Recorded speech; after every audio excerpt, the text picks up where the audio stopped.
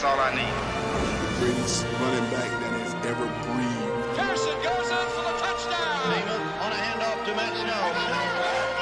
Harris is going for a touchdown for Pittsburgh. 59 Razor. George Flanders just feeling like the king of the world. Let's go out there like a bunch of crazy dogs. I probably could score 8 or 9 touchdowns that day. Tackle fall down. Touchdown for the 49ers. I mean, the ball, you could hear it whistling when he let it go. This game is over. Try to do it better than anyone else has ever done it, and Walter will be proud of you.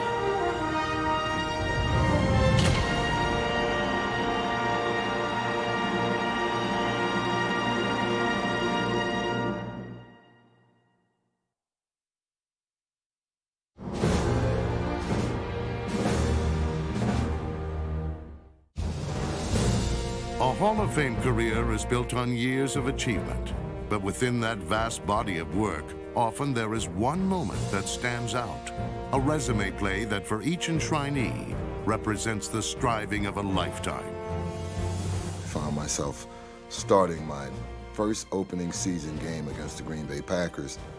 Now it's 2nd down and 7, wide side to the rookie from Jackson State University, Len Barney, and he flacks out All-Pro Boyd Dowler, and they tried to throw a quick out to him. And I closed so fast, I dove for the ball. I did a shoulder roll, forward shoulder roll, got up, landed into the end zone. And as I slammed the ball on the turf and looked at it ascending up toward the sky, I looked up and said, Lord, this is going to be easy.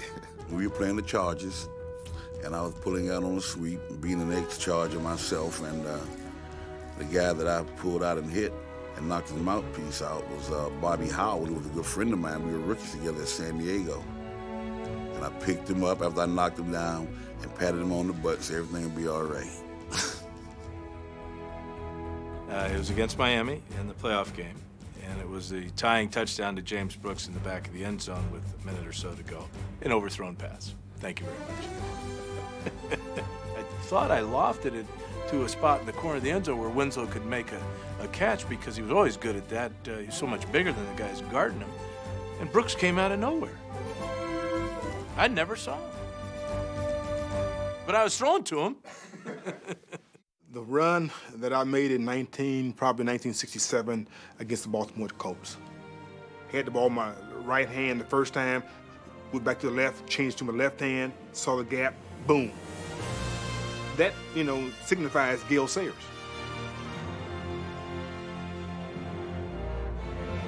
What a lot of people would want to see would probably be the 99-yard run, record-setting run. That's not my run. I can remember playing in St. Louis. We were on the 5-yard line going in to score. And that keeps coming to my mind because we run this playoff tackle, and Coach Landry said, you got to stay in there. There's going to be some softness. It's going to be a little congested, but stay in there. You got to stay in there, and you'll probably end up popping through the other side. So I'm hitting in there, and I'm thinking about what he's saying. I just stopped and did a complete 360. 2 defenders, bow, hit head on. I spin out of this thing, go into the end zone untouched.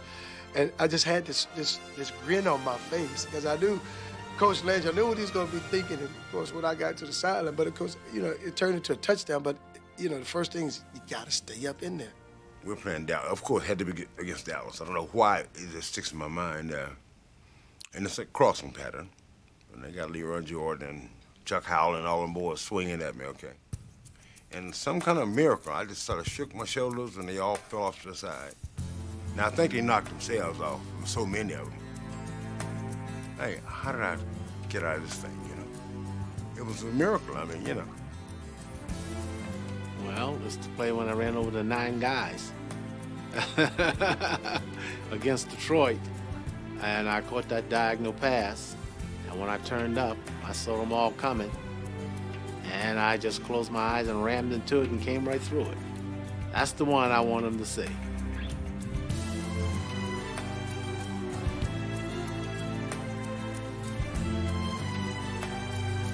Most guys, man, they get ready to absorb the punishment, but I was trying to dish it out, and I also hit Lenny Moore.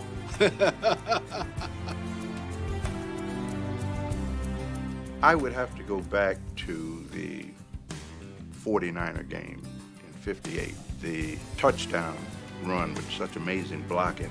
I've seen it so many times, man, it just lays there. I remember seeing blues mixed in with the 49ers, and that gave me the opportunity to kind of weave through that situation. What that meant to Baltimore, the stepping stone toward the first World's Championship, the first sudden death overtime game. The 1958 championship game, there was a minute to go into the game, and if the Giants make their first down, they win the game. I made the play, and on that particular play, I broke my ankle. That injury sidelined Gino Marchetti in the '58 championship game. But it was the comeback from his own injury that proved memorable for the Buccaneers' Leroy Selmon. I just came off a knee injury that required surgery at the end of the 1978 season. And anytime a player goes through that, you always kind of wonder if you're really going to be able to come back and play. It was the only touchdown I ever scored. Fortunately, Wiley Chambers had created a fumble, and I picked it up, and I was lambering along down the sidelines, and fortunately was able to get to the end zone and score. We're playing the AFL Championship against the Raiders, and I kind of told Namath, I said, Joseph, I got a long one when you need it. And I'm running down there, and I've got the guy beat, and I'm running inside. And to make it kind of easy to understand, the ball's coming over my left shoulder here about 10 o'clock or 11. And then all of a sudden the wind gets it, and the wind gets it. And all of a sudden I rotate all the way around my head and my hands, and I catch it over here about 2 o'clock. And I go out on the 6-yard line. It's a 59-yard pass. And that was, to me, the greatest catch I ever made. And as one writer in New York, when he figured out the playoff money and a lot of things, he said the catch that's worth $1 million. That catch put the Jets in Super Bowl III, and 1 year later, Len Dawson passed the Chiefs into Super Bowl IV. We were backed up near our end zone and needed a first down, or else the Raiders might come in and score, and we'd be playing catch-up football. And the pass to Otis Taylor that he caught on our sideline for about a 40 or 50-yard gain, I can see it right now, and I can also see Al Davis on the other side complaining he thought that he was out of bounds. It was a bad game. It was the Immaculate Reception game, and this happened before the Immaculate Reception. This was the impossible reception, in fact. And the ball came down, I took it and ran for 13 yards, I think it was. My wife thought I should have went for a touchdown. I should have gone for a score. We would have won. It would have been over with, and there would have never been an Immaculate Reception. We had to pull one play out of our film library as your resume play. Duh. Favorite play or play that... Duh. Let me think about that.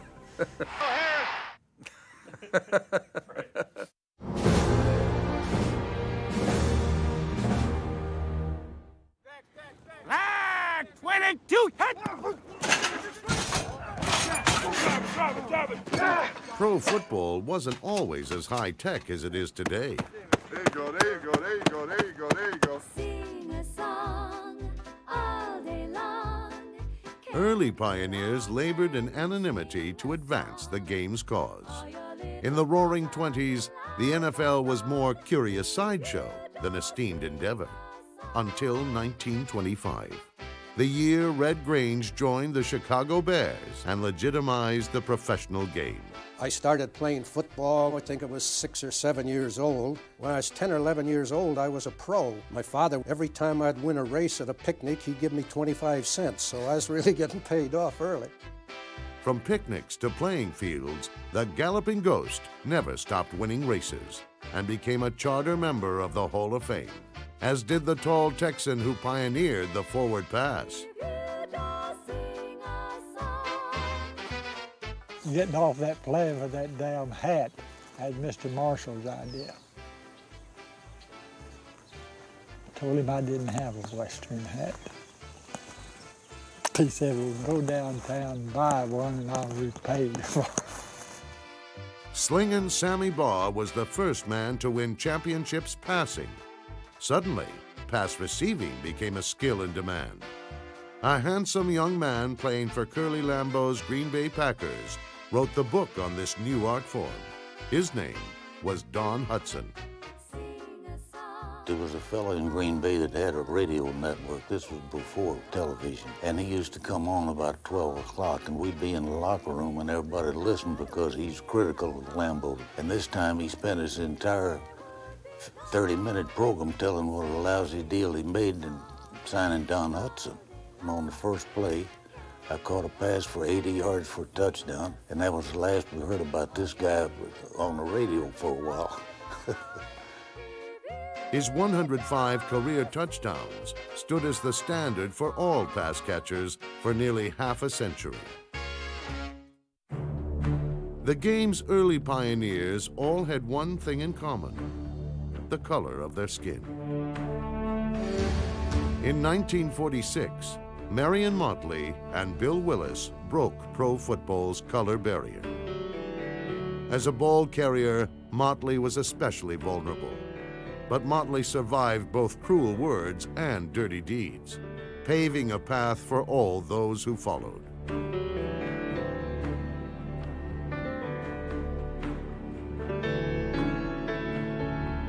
It's hard to imagine pro football without black athletes. Sadly, it took brave men to make this happen: Bill Willis and Marion Motley. Nothing meant more to this courageous pioneer than his election to the Hall of Fame. When I was put in the Hall of Fame, you know, it's like being the President of the United States. That's what it is. You're at the top of your profession, right at the top, and you can't go no further. 50 slot corner, Y center on 2. Look, that's a great call. Some players pioneered out of necessity, such as expansion team quarterback Fran Tarkenton. You know, we're a young team. We couldn't knock people down. We couldn't protect the passer well. And I said, you know, I've got to do something. I've got to change how this position is played or we're not going to win a game. I had athletic ability, I had some quickness, I had a good sense of where I was on the field, and I just didn't accept the sack. Then, as today, it makes a quarterback much more dangerous, much better for his team if he's able to escape and make a play for his team. Scramblin' Fran retired with more touchdowns than all the pocket passers who played before him. In 1961, Larry Wilson unveiled the safety blitz. The gap just opened up and it worked very well. I think that's why some of us get to be known. We did something a little different in the game. You know, I'm proud of it. When I see people line up and blitz today, I tell you, I get some goosebumps when I see the quarterback taking a lump and guys coming free and getting after each other. And when you're a blitzing team, you get after them. But no single pioneer has had more impact on the game than Lawrence Taylor. He changed the way the game was played on offense. Hey, baby, let's go out there like a bunch of crazy dogs and have some fun. He may have invented the one-back offense. Joe Gibbs started using the one-back offense to deal with Lawrence Taylor. Hey, come on, baby. You can't push your foot up in there. You got to run it. You got to run it. It used to be that you say, well, our back blocks him, and we go ahead and throw the pass. If you get a back block in Lawrence Taylor, you lose.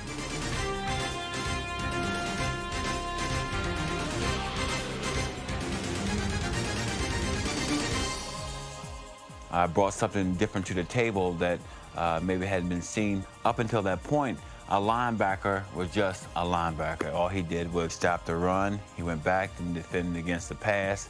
I made so many mistakes in the pass defense. I was supposed to be dropping on this play, so I wouldn't drop or I'd rush. And that was my answer to everything. If you don't know what you're doing, just rush the quarterback. Hell, see what happens. Anybody can just tackle you and bring you down to the ground. Anybody can do that. I look for something extra. So what I try to do is bring the ball with me because it adds something to it. And now it's funny how around the league, everybody goes for the strip. He spawned new formations, rewrote pass blocking schemes, and revolutionized modern defensive thinking. each April, NFL teams hope to draft the next Lawrence Taylor. To date, no team has been so lucky.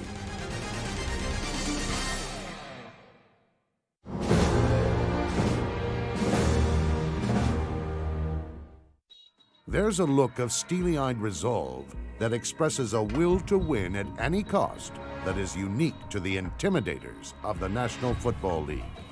Men admired as much as feared by their opponents. He exuded a kind of a presence. When is he going to stop carrying the ball? How much more can he take? He was the greatest intimidator that ever played football. You think Butkus ate him? He was an animal, and every time he hit you, he tried to put you in the cemetery, not the hospital. Bears linebacker Dick Butkus had the look of an enraged beast and the temperament to match. He was so feared, opposing teams built their entire game plans around stopping him. You play the Bears, and I've heard it myself from different people, is that they better get ready, you know, and that's all the respect that I need. If I was an animal, jerk, ass, or whatever, I didn't care. It's not going to be just the plain old tackle, fall down, and go boom. Number 51 used brute force to overcome and then overwhelm his opponents for 9 seasons. Perhaps Butkus learned much of his ferocity from teammate Doug Atkins, number 81. Atkins was a terrifying defensive end for the Bears and later the Saints. For 17 seasons, Atkins was almost unstoppable, and those who dared try faced the possibility of terrible retribution.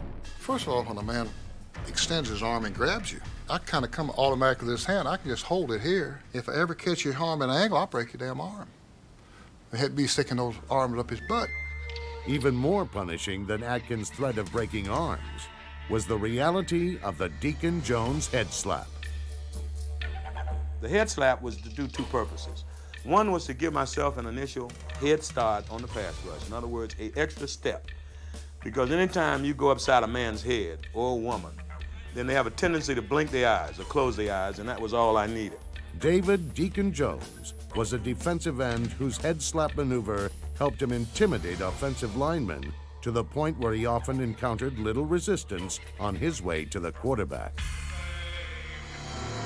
Defensive intimidation is not the sole province of linebackers and linemen. 2 of the NFL's greatest intimidators prowled in the defensive backfield. I've always said, you gotta try to destroy the person. You gotta deliver the best hit you can deliver. In the modern era, perhaps no safety was as feared as San Francisco's Ronnie Lott. Lott owned the middle of the field, and those who tested him paid a steep price. It's no different, and for years and years and years and years and years and years, as this game moves on, it's only one way to do that on the defensive side. You gotta destroy your opponent. It's the kind of physical intimidation that quickly turns into mental intimidation as players fear coming over the middle, as they did when playing Dick Night Train Lane. Using elbows, shoulders, and raw brute force, Lane exacted a terrible toll on receivers and running backs in the 1950s and 60s. Perhaps the only possible way to counter an intimidator on defense is to have one on offense. It's a rare breed, the offensive player as willing to deal a blow as to take one.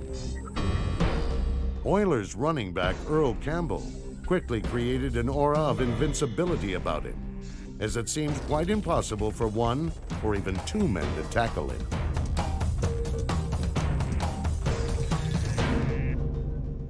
Campbell didn't avoid tacklers. He ran full steam head-on into them.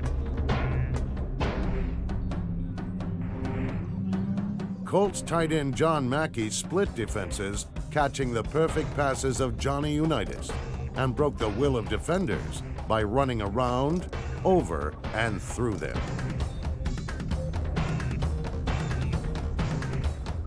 Most guys, man, they get ready to absorb the punishment, but I was trying to dish it out. And when I came through it, I just kept running. So I was never afraid, but I was always ready to hurt someone. And when he threw me the ball, I didn't realize how many people were coming. It's like the whole team came over there. But when I saw it, I decided that the only thing you can do is to just run into it and try to hurt someone. Cleveland running back Jim Brown was the quiet intimidator. He didn't yell, he didn't scream, he didn't taunt. He just couldn't be stopped. Run after run, Brown went about his business, leaving frustrated defenders in his wake. The perfect example of how intimidation can affect a football game was exhibited by one of the greatest intimidators ever, Steelers linebacker Jack Lambert. Against the Cowboys in Super Bowl X, Pittsburgh looked flat, and the confident Cowboys looked ready to rout them. When Steelers kicker Roy Gerela missed an easy field goal, and Cowboys safety Cliff Harris gave him a condescending pat on the head, Lambert sprung into action. Lambert set an example for his team and sent a message to Dallas. He and his team would not back down. Pittsburgh went on to win 21-17. Lambert went to the Hall of Fame, and Cliff Harris became a permanent example of the folly of antagonizing an intimidator.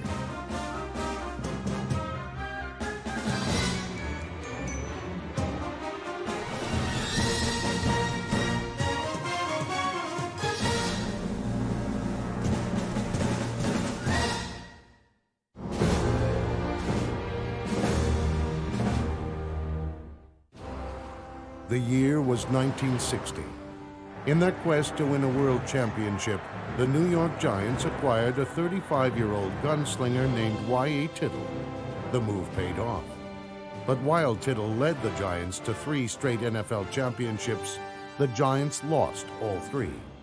Then, in 1964, during a meaningless defeat late in his final season, Tittle received a vicious hit from Steelers defensive end John Baker. A photographer caught the sequence on film, capturing what became the most indelible image in football history. The photo marks an event, the end of a player's career, but also something more. It stands for the nobility of a game and the intangible qualities of football's proudest warriors. The passion of Ray Nitschke, the desire burning in the eyes of Mike Singletary. Hey, baby! We're gonna be here all day! We're gonna be here all day, baby! I like this kind of party! I like this kind of party, baby! Tittle never did win his title, but his legacy is undiminished. In football, heroes bleed and superstars suffer. In a game where progress is measured by down and distance, greatness comes with the knowledge that all the pain never adds up to the satisfaction of one more yard. NFL history is filled with stories of greatness. Greatness, which comes in many forms, but always from within. At this level, it's not so much physical, it's mental. And the ones who are stronger mentally are the ones who usually win in a physical contest. In 1982, Kellen Winslow's Chargers battled the Dolphins in one of the most physically grueling playoff games in history. I think it was about 88 degrees during game time, 85, 90% humidity. For those 4 or 5 seconds that a play would last, everybody was going at 100%. Afterwards, it was like back to slow motion just to gather yourself so you can go again on the next play. In these impossible conditions, Winslow was the best and most exhausted player on the field. My back cramps up. My legs cramp up. My calves cramp up.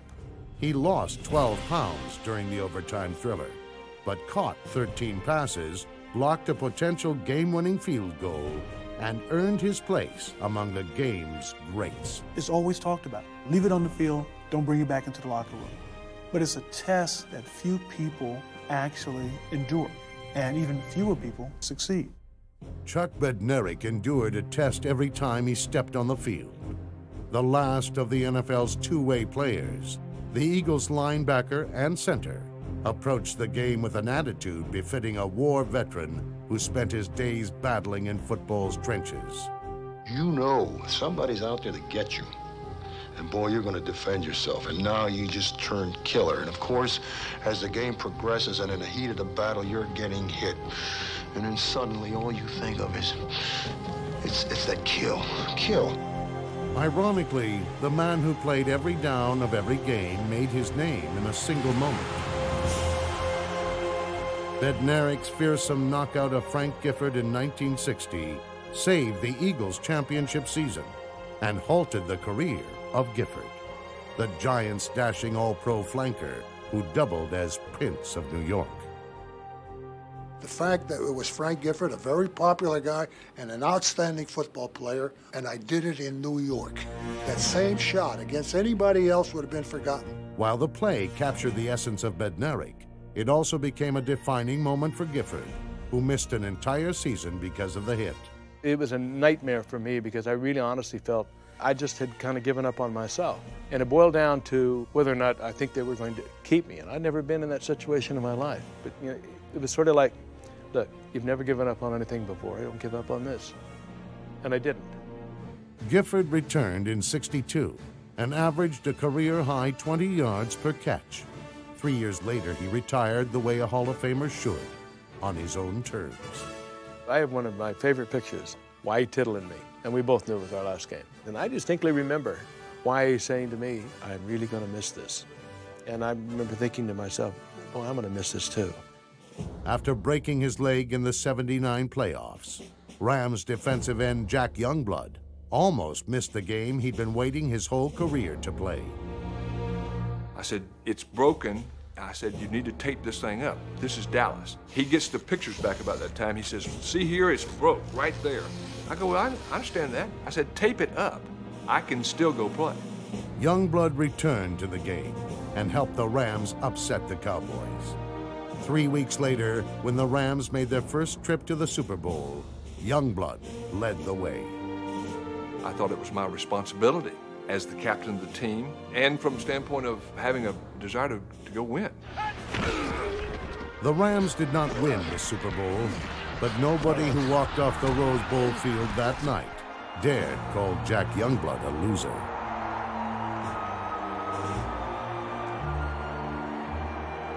Perhaps Youngblood learned a thing or two from the quarterback he vanquished back in Dallas, Captain America himself.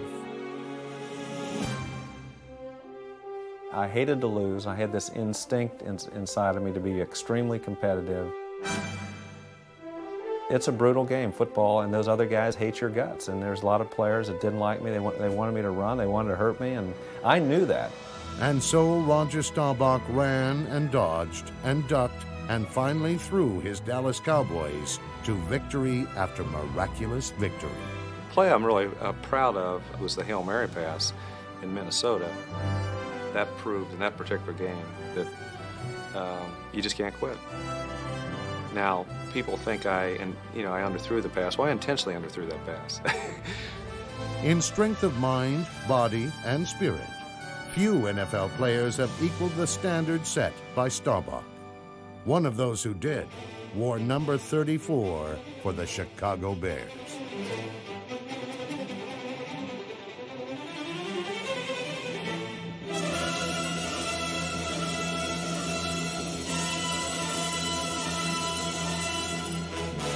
After Walter Payton's untimely death in 1999, the football world paid tribute to the man called Sweetness. For all the young sweetnesses out there, if Walter was here, there's some things I think he'd want you to remember.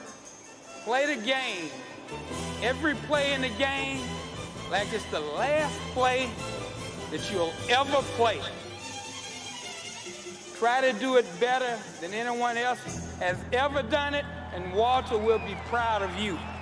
Walter Payton may be gone in body, but his spirit still lives each and every Sunday. Every player with the courage to fight for one more yard keeps his memory alive. well, who's the fastest? Well, I know I wasn't the fastest. They said, well, who's the biggest? I know I wasn't the biggest. Who's the strongest? I know that was not the strongest. What do I have?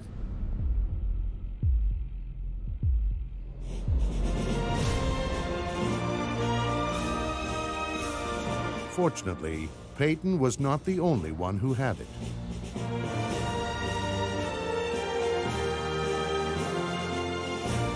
The heart and soul of the champion emerge in every generation, modeling greatness for those who will follow and honoring the legacy of the great ones who preceded.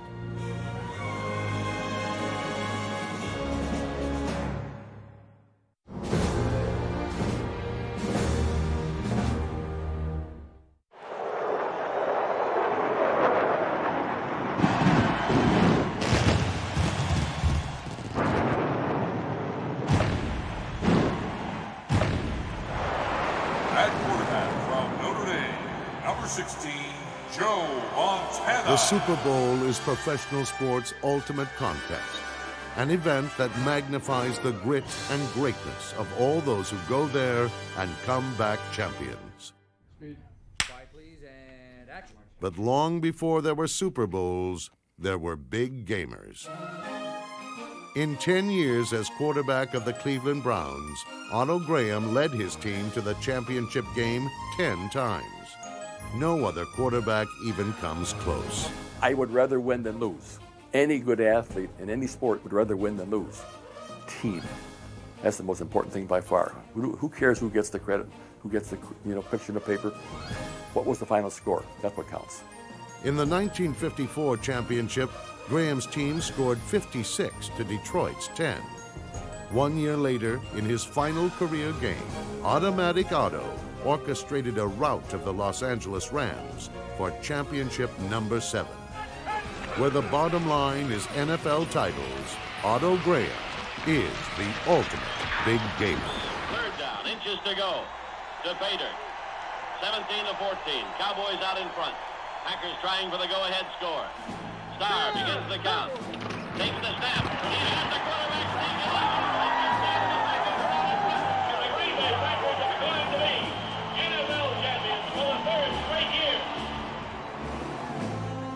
Green Bay's Bart Starr won 5 NFL titles and was named Most Valuable Player in Super Bowls I and II. When you get to a game like that, in my opinion, this is where you really must excel.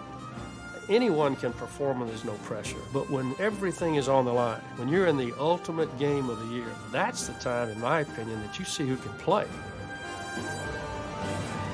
True champions play their best when the game matters most. No less than a dozen Hall of Famers have Super Bowl MVP awards on their resumes. Holy cow, what a play! 42-yard touchdown run on 4th and a foot. John Riggins has given the Redskins the lead in Super Bowl 17. One team has produced 3 such performers. In game number 9, Franco Harris set a Super Bowl record for most yards rushing as the Pittsburgh Steelers won their first ever championship. 1 year later, teammate Lynn Swann made some of the finest catches ever seen in the big game.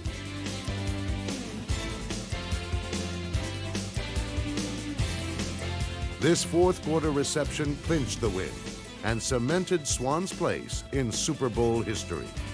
Come on, Terry! Right down that throw! Bradshaw hesitates and then throws deep for Stallworth in the end zone. Touchdown, Pittsburgh! No Steeler had more of the right stuff than Terry Bradshaw. It's a special quality, and I look back on my career, and I know I had it. Bradshaw is back. And he's going to Swann, and Swann makes his circus catch in the end zone. Unbelievable catch for the touchdown. The decisive moment in Super Bowl 13. The following year, it was more of the same.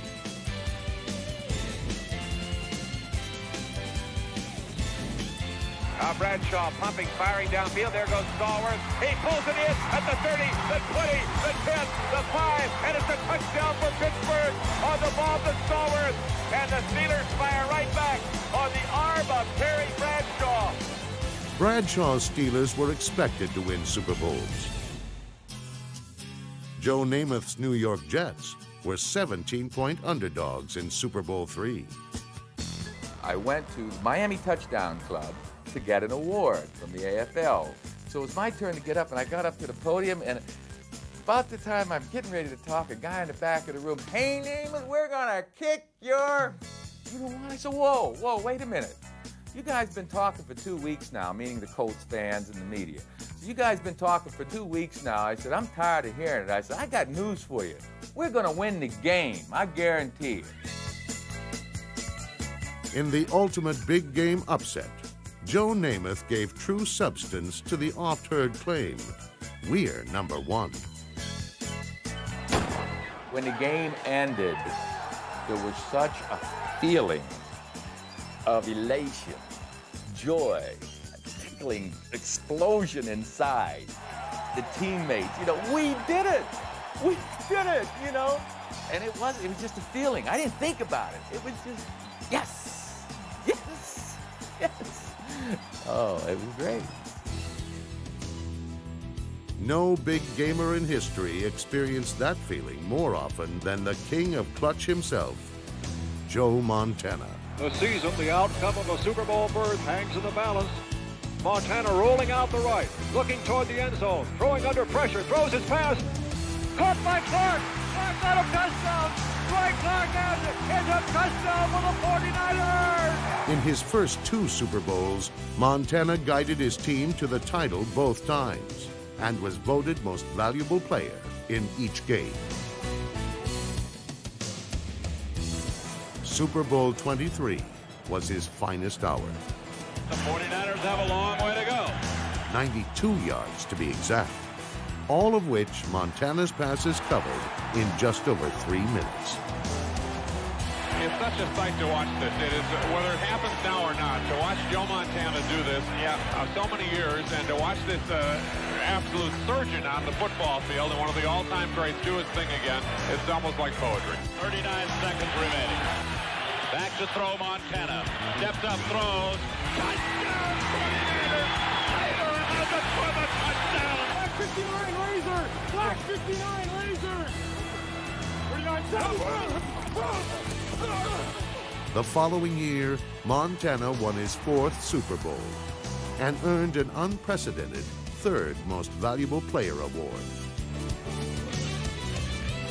Of all the Hall of Fame's big gamers, none delivered the goods more decisively than Joe Montana.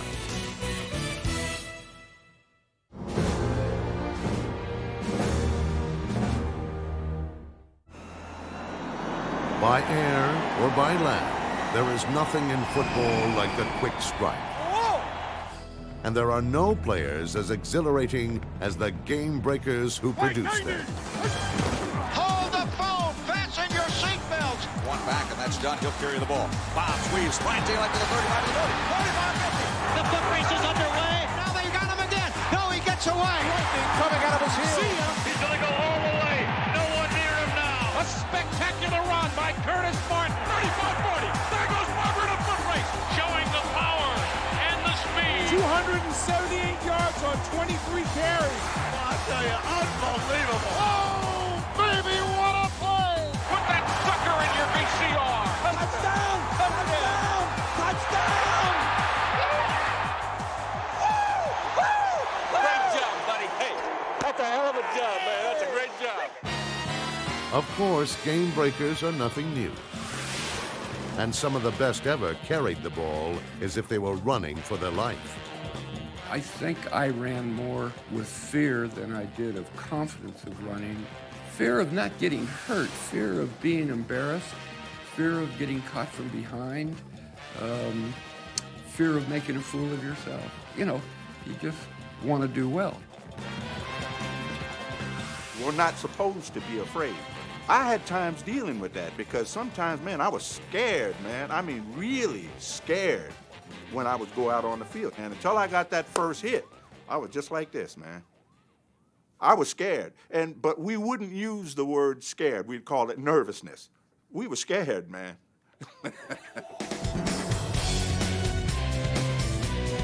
Once he got over his initial fear, the Colts' Lenny Moore terrorized defenses as much as any runner in the game.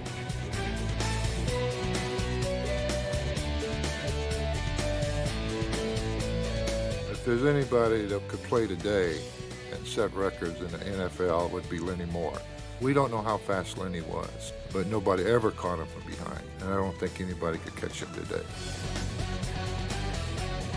Moore once scored in an NFL record 18 straight games, and his feats as a runner are even more impressive considering he began his career as a flanker.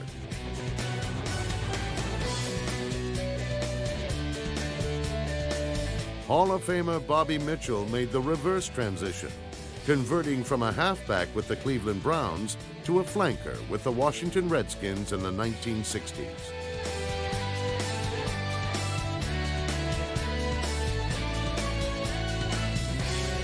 While some breakaway runners were motivated by fear, Mitchell was fueled by pure speed. When I was a little kid, I can't remember the day that I couldn't run real fast. So it seemed to me I came from mom's womb running. As a runner, receiver, and return man, Bobby Mitchell did seem to be born to run. And in 1964, the Redskins paired him with another versatile weapon. Like Mitchell, Charlie Taylor began his career as a running back before moving to receiver in his third season. And though he switched positions, Taylor never lost his game-breaking moves.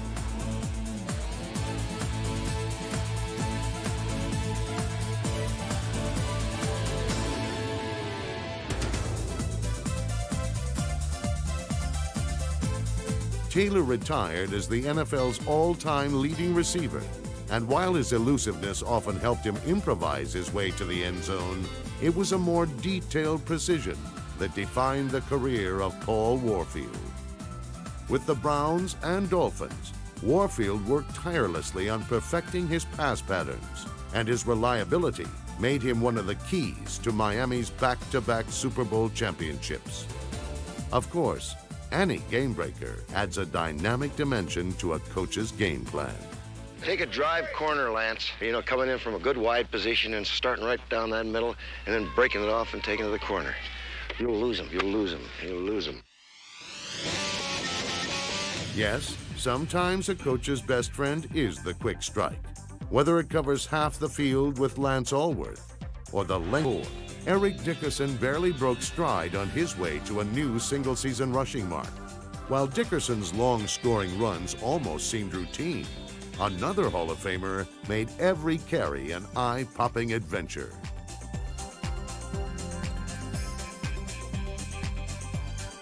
There was never a football player that ever played on the field that struck fear in the hearts of an opponent like Gale Sayers did.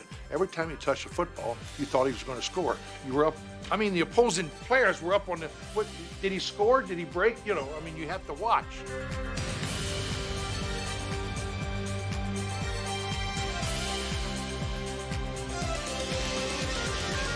I had great peripheral vision, so I could see, you know, not in back of me, but pretty much on the sides of me. But, you know, it was a God-given talent that I had, and it was very, very easy to do. Among the NFL's best escape artists, Gale Sayers may have been the greatest game breaker of all. Oh, this is incredible. This is one of the very best. What a tremendous athletic play that time. Man, oh, man, oh, man. Are you kidding me? Put that one in the highlights, Ed Mary. You ain't going to believe this. Holy smokes, what a play. Look out, here he goes. And they shed that guy like it was a taxi flag. Goes to the 40, gets away again. To the 35, cuts back at the 30. Oh, what move. This guy is Houdini. 35-40, off to the races. He did it again. You have to see this guy to believe it. Unbelievable effort. Beautiful. Sometimes you just got to look to the heavens and say, wow. Into the end zone, touchdown. I'm out of superlative. I am out of superlative. Woo!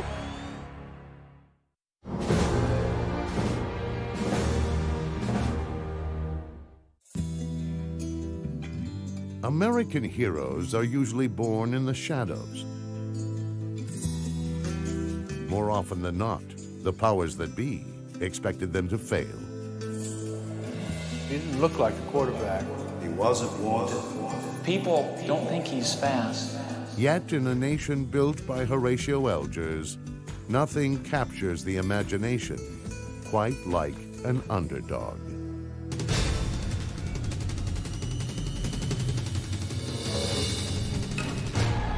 I would literally tear up at most of those games when the national anthem was played, you know, appreciating the freedom that we have in this country and the opportunity that I had, a slow white guy from Oklahoma cut from his first team in 6 weeks, get a chance with an expansion team. Steve Largent made the most of his chance. Carpooling to work in a Volkswagen Bug, he quickly established himself as a great receiver and flashed some of the best hands in history. He looks deep. He hangs one way up in the air for Largent. Makes the grab. Touchdown, Seahawks. Now one deep for Largent. He's wide open. He makes the grab. Touchdown, Seahawks. Deep to Largent in the end zone. Touchdown, Seahawks. Largent made the grab. He has real quick moves, and I think his best asset is he understands the game. How did Steve Largent get so wide open? People don't think he's fast, but he's fast. Three-man rush. He cranks up. He throws deep for Largent up the left side. End zone. Touchdown, Seahawks to Largent. I'm only 5'9", and I came in the league at 168 pounds, and I wanted to prove to people that I could play with the bigger guys. 2 decades before Largent, Tommy McDonald was fighting to prove that football was about will, not size. It's not how big you are, it's how bad do you want it? How big of a heart do you have? The last man to play without a face mask, McDonald took a licking and kept on ticking. I wanted to be able to walk out of that stadium, and I wanted people to be able to say, Tommy, I'd never have seen a catch like that in my life. While McDonald conquered personal demons, Leroy Kelly was chasing a ghost in wild pursuit of Jim Brown's shadow. It was a tough situation for him when he came in, but the Browns coaches had great confidence in him. He had great ability to cut like on a dime practically. He could go from 0 to something very quickly in just a few seconds. Replacing the greatest player who ever lived was supposed to be impossible. But like a sharpened Ginsu knife, Kelly sliced through the NFL for 90 touchdowns, becoming a superstar in his own right. The experts had doomed him to failure, but Leroy Kelly proved that with enough courage, it's possible to outrun a shadow.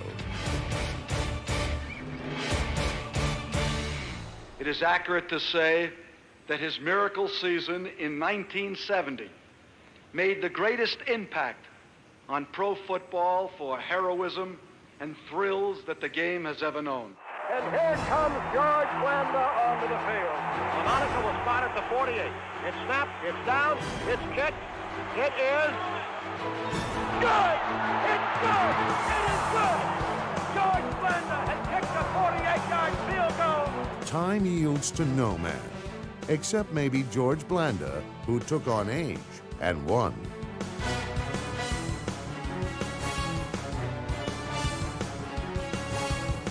Blanda played pro football until the age of 48 in a one-man crusade against Father Time.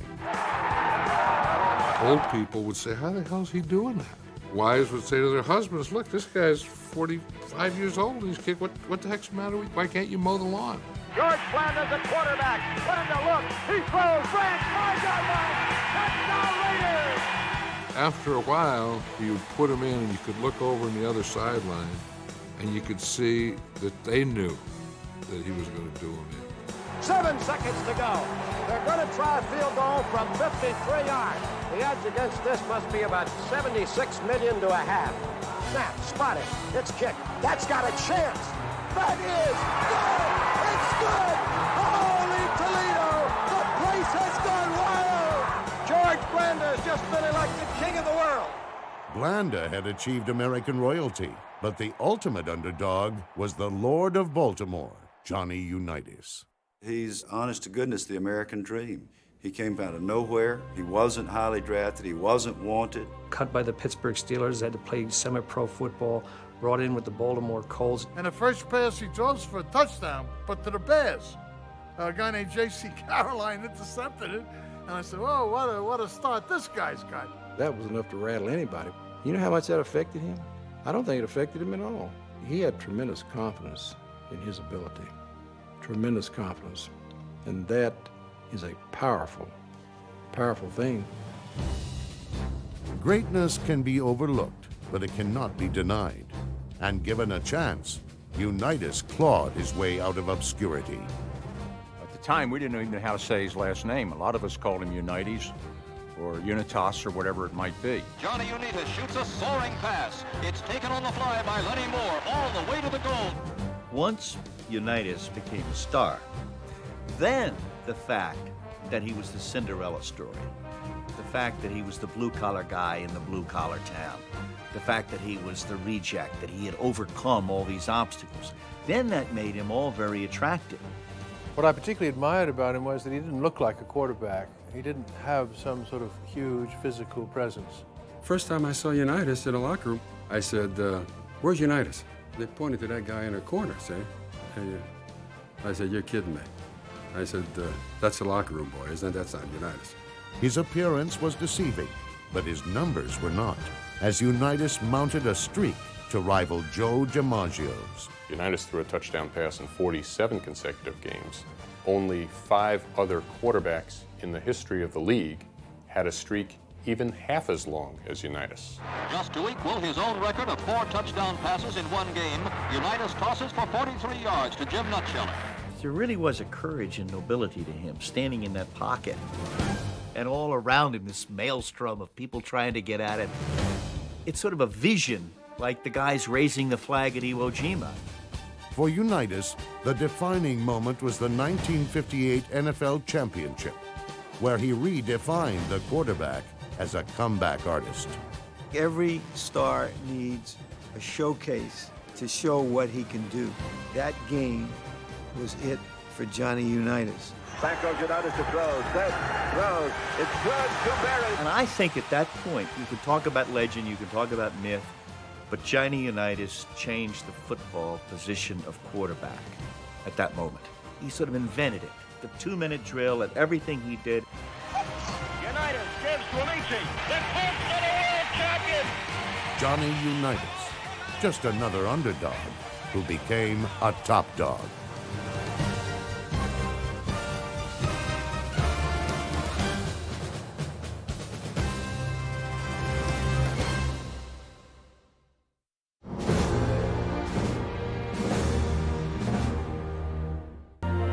It's the Pro Football Hall of Fame, the ultimate dream of every player. You want to be considered as one of the greats that's always played this game. In that, I'm chasing the ghosts of Joe Green and Merlin Olsen, Deacon Jones. You know, some of the great D linemen that you think of when you think of this game. You see all the great players, Walter Payton, Earl Campbell, Gale Sayers. You strive to be just mentioned in the same breath with those players. 2 strong-armed, strong-willed quarterbacks have proven themselves worthy of joining the all-time greats in Canton. Quarterback draw, Aikman slips, dives to the end zone, touchdown Dallas. Straight arms, flip passes, and headlong leaps are all in a day's work for Brett Favre. In Super Bowl 31, Favre climbed to the summit of his sport with his performance on the biggest stage of all. During a dozen seasons, Troy Aikman won 3 Super Bowls and more games in a single decade than any other quarterback.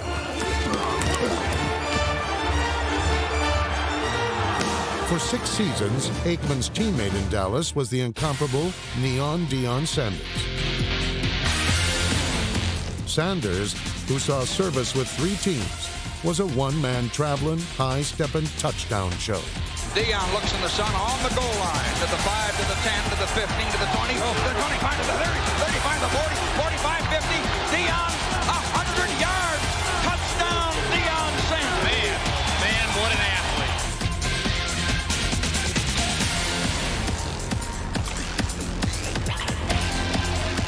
Everett to throw. Goes to the left sideline. Picked off. Sanders up the right side. He's at the 50. He's at the 40. Into the middle of the field.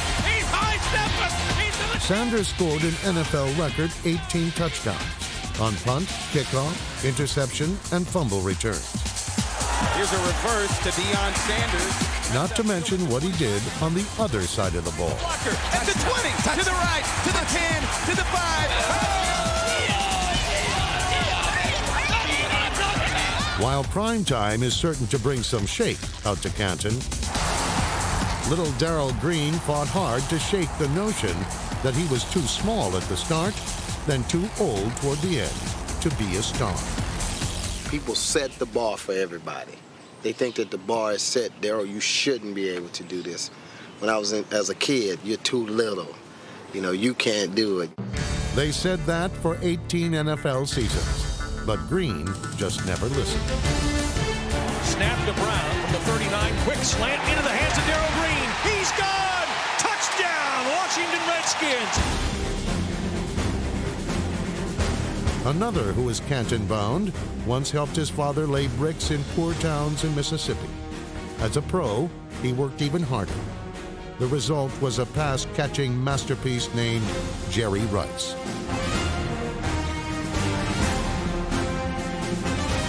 Rice holds 14 NFL records, most receptions, receiving yards, and the most touchdowns ever. Young goes back to throw, launches it down the right side. Rice is there. Oh, my! A one-handed catch down the sideline. One of his greatest catches. To join the Hall's legendary defenders is to huddle up with Ray Nitschke and hitters like Ronnie Lott. Only the toughest will do so. Men like big, bad Bruce Smith. If we're going to go into a battle, I'm not going to get my ass kicked. You're going to get your ass kicked. I'm not going to walk off of that field and say, well, you guys won the war and won the battle. I'm at least win one of them.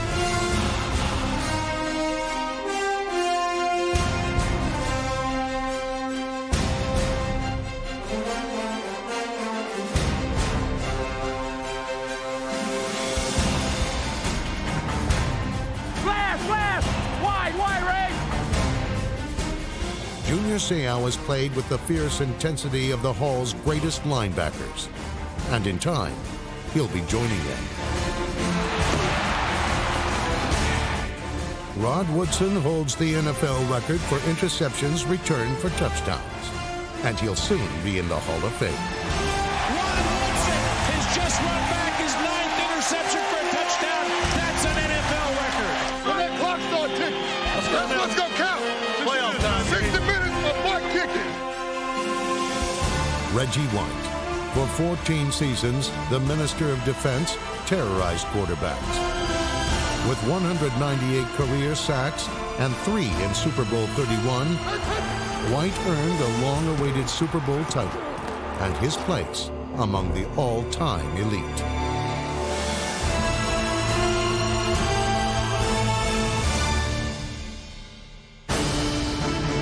Emmitt Smith is another certain Hall of Famer. Aikman handoff, Smith coming right, trying to outrun the coverage, makes a cut, gets it. Oh, he's still going all the way. He's going to score. He's got the 5. It's a touchdown. And it's absolutely ridiculous. When I play with so much energy and so much force that I can move 350-pound man and not even think twice about it.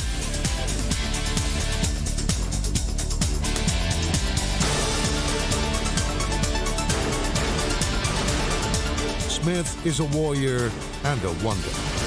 Neither the biggest nor the fastest, Smith is the NFL's all-time leading rusher.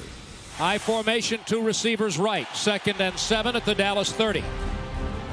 Hutchinson, handoff, Smith at left guard, 35, 40-yard line. Right on the mark. That should do it.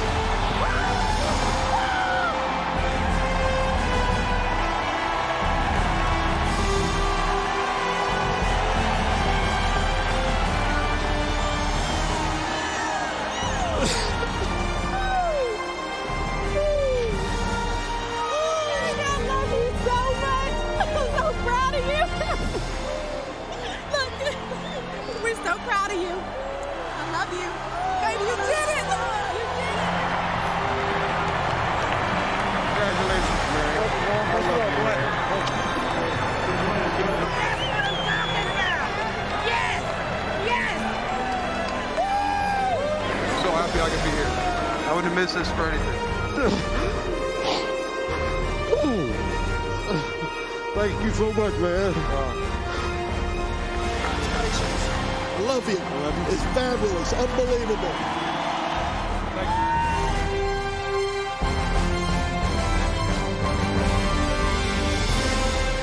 It is said that at the end of the rainbow, there's a pot of gold. In the NFL, that pot of gold is a bust in bronze. Today is a special day for me and my family and the Payton family. This is something that I think you deserve as well as myself. And I'm glad and I was very thrilled to have the opportunity to do it right here in Texas Stadium where God can look down on us this day.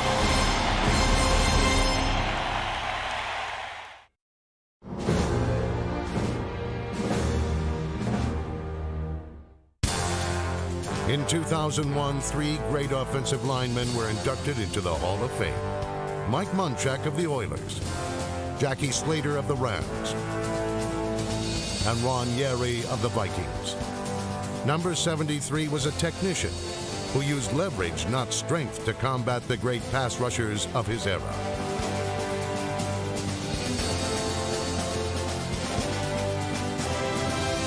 Yary was a punishing run blocker and a pocket protector for fellow Hall of Famer Fran Tarkenton. Yary made All-Pro for 6 consecutive seasons and was named All-NFC for 8 straight years. Number 78 Jackie Slater played tackle for an amazing 20 seasons in the NFL and routinely put pass rushers like Ed Too Tall Jones in their place. Slater blocked for 7 different 1,000-yard rushers. Named to 7 Pro Bowls, Slater is arguably the greatest offensive lineman in team history. The most honored offensive lineman in Houston Oilers history, guard Mike Munchak, number 63, was one of the great run blockers to ever play pro football.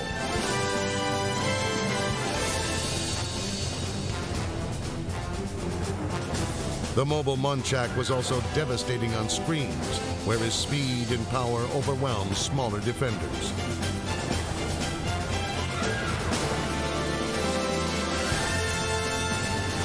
In a long and distinguished career, Munchak was an All-Pro 7 times and named to 9 Pro Bowls. Nick Buoniconti was drafted in the 13th round by the Boston Patriots. At 215 pounds, the undersized middle linebacker became a giant run stopper. In 1976, he came to the Dolphins, where he anchored the no-name defense.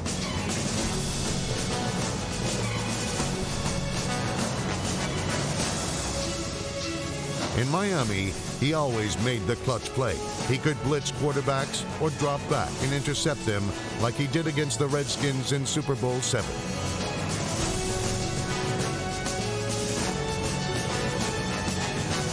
Buoniconti helped lead the Dolphins to 2 Super Bowl victories and was named to the AFL's all-time team. Another undersized Hall of Famer was Jack Youngblood of the Los Angeles Rams. Speed, quickness, and finesse. Knowing your game, knowing what to do to instantaneously be able to react to what a larger man's going to do to you.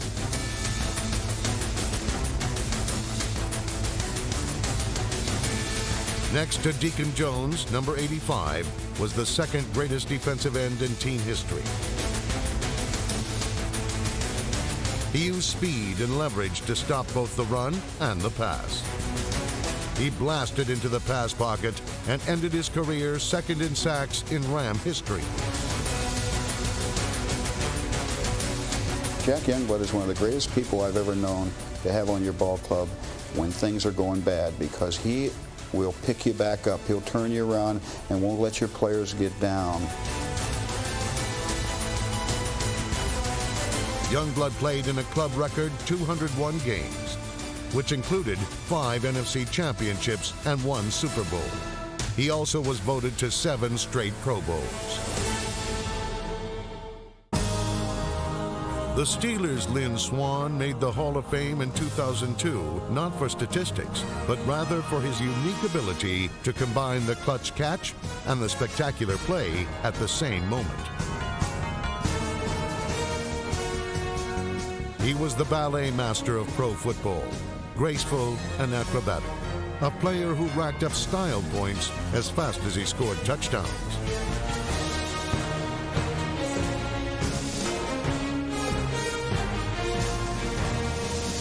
When Swann's career ended, he was the Steelers' career leader in receptions. But it was his running mate, John Stallworth, who eventually surpassed him. Like Swann, number 82 made game-breaking plays. He set almost every Steeler receiving record on a club that had arguably the 2 greatest pass catchers at one time. There was a tremendous amount of competition between Lynn and John. The arguments and the fights they would have in the huddle because John wasn't getting the football enough or Lynn wanted to get the football. That made the relationship a little bit tense, especially when John's son said that I was his favorite wide receiver.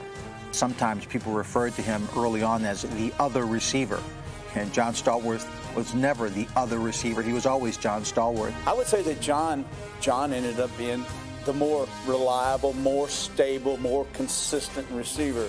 Now, Lynn hears this and Lynn goes ballistic, but you know, that's how I separate the 2 guys. So you ask me, should John Stallworth be in the Hall of Fame?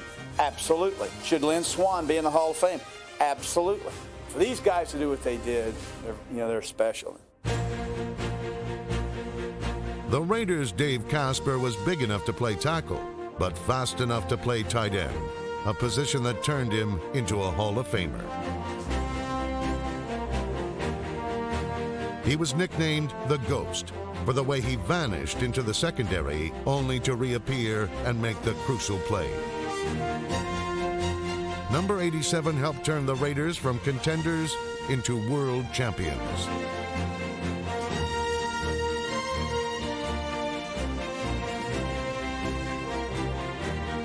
Casper played in 5 Pro Bowls and made the all-decade team of the 1970s. Dan Hampton of the Bears had the colorful nickname Danimo, an apt moniker for a beast who tore up the line of scrimmage.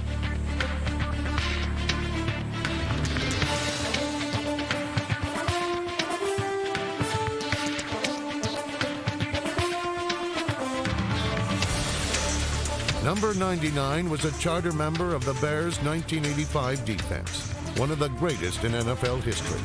This defense came at quarterbacks from every angle, and Dan Hampton was the centerpiece who overwhelmed the middle of the line of scrimmage.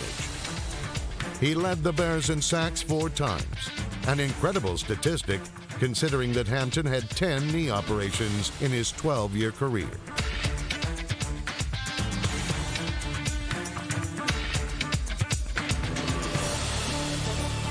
Hampton's versatility earned him All-Pro honors at both tackle and end, and he was named to 4 Pro Bowls. In Buffalo, we love Jim Kelly! After a sensational career in the USFL, Jim Kelly came to the Bills with a big arm and an even bigger heart. Feisty, tough, gritty. Very gutty, very gritty. A true leader out on the field. Extremely competitive. One of the fiercest competitors that I know. One of the guttiest, if not the toughest quarterback ever to play. He's the toughest guy I've ever met. He's the ultimate warrior. Kelly goes back to the throw, looks downfield, wants to go long. Throws down there, Reed's got a touchdown. What a great throw In his 11-year career with the Bills, Kelly set and still holds every team passing record.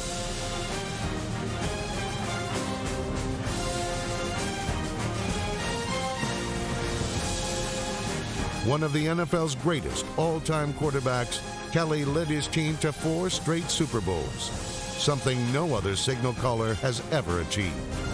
Bobby Lane was described as never having lost a football game. He just ran out of time on a few occasions.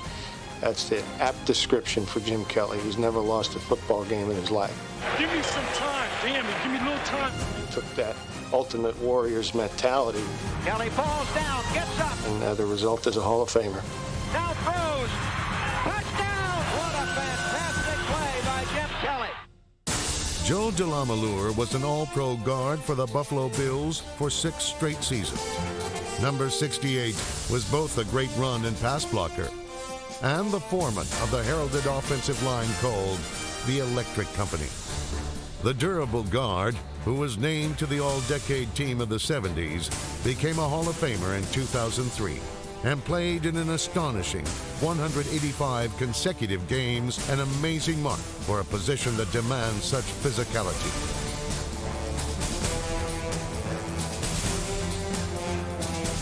DeLamielleure and the Electric Company were noted for turning the juice loose.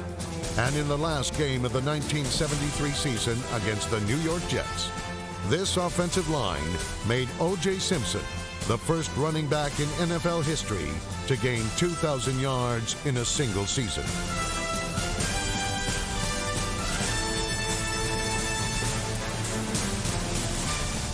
O.J. running left. O.J. 5-4. There it is. They did it. Another great Bill was sure-handed James Lofton, who played 16 seasons for 5 different teams. Kelly will throw on first.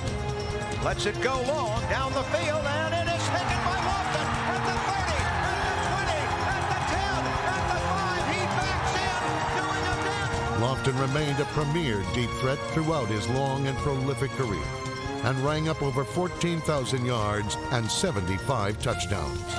He played 2 years with the Raiders, and in the silver and black, he still outran defenders almost half his age.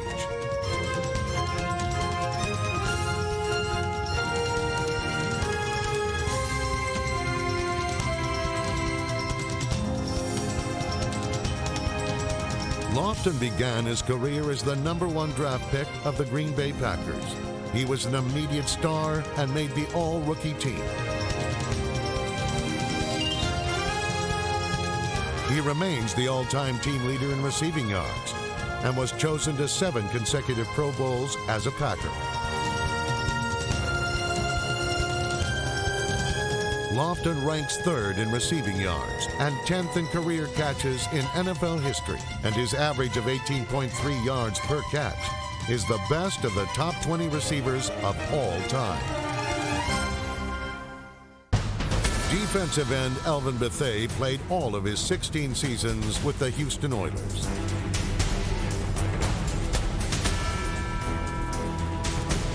Except to his peers, number 65 was one of the least known great defenders in NFL history. But great he was, unblockable and unstoppable.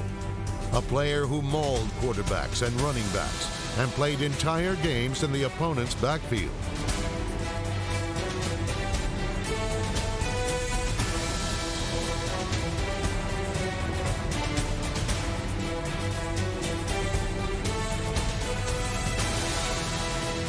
Bethea was in Houston long enough to see the Oilers go from good to horrible, to very good to horrible again.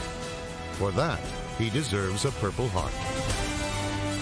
Alvin Bethea was arguably the best defensive player to ever wear the blue of the Houston Oilers. As the first pick of the Raiders in the 1982 draft, Marcus Allen led the NFL in touchdowns and was named Rookie of the Year. Number 32 was graceful and pretty to watch, but he was hard to the core. A player who scored the brutal touchdowns at the goal line.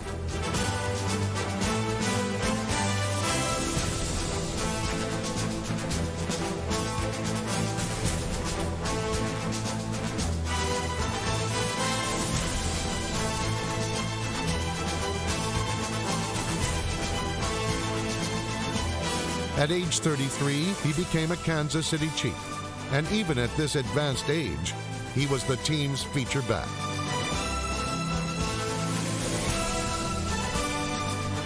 Allen went to 6 Pro Bowls, was All-Pro twice, and rushed for over 12,000 yards.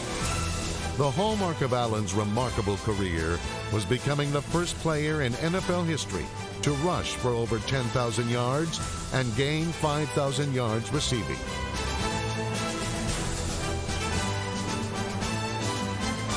Handoff, sweep right side, Marcus Bigelow, 30, 25, cuts inside, got a block, 20, cuts across the other way, 15, 10, for the race to the 5, rolling to the far sideline, he's got it, a touchdown! It would not be an overstatement to conclude that Marcus Allen was the most versatile runner in pro football history. Bob Brown was the #1 pick of the Eagles in 1964. He was called the Boomer for his powerful forearm shivers, which he described as 16-pound sledgehammers. The Boomer made All-Pro 6 times, was on the All-Decade team of the 60s, and was elected to the Hall of Fame in 2004. Brown moved to the Los Angeles Rams and ended his illustrious career with the Oakland Raiders. But some question his Hall of Fame credentials. Who knows why someone might not like Bob Brown for an interview he didn't grant many years ago. Some guy might think that Bob Brown was not nearly as good as Bob Brown thinks he was. It's hard to say, but if based on how many times you've made All-Pro, how many times you were Lineman of the Year in the National Football League, if based on merit, then Bob Brown rightfully belongs in the Hall of Fame. Carl Eller played defensive end for the Vikings for 15 years. This 6'6", 245-pound terror was a charter member of the famed defensive unit known as the Purple People Eaters. He overwhelmed ball carriers, and no quarterback could escape him no matter how far they strayed from the pocket.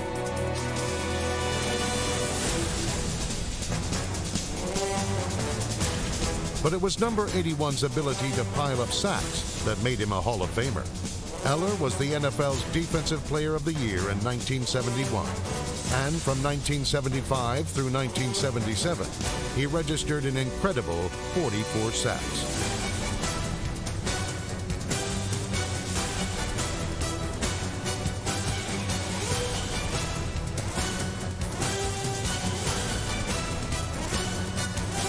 His greatness helped make the Vikings great, a fact that is borne out by the 10 division crowns the team won during his career.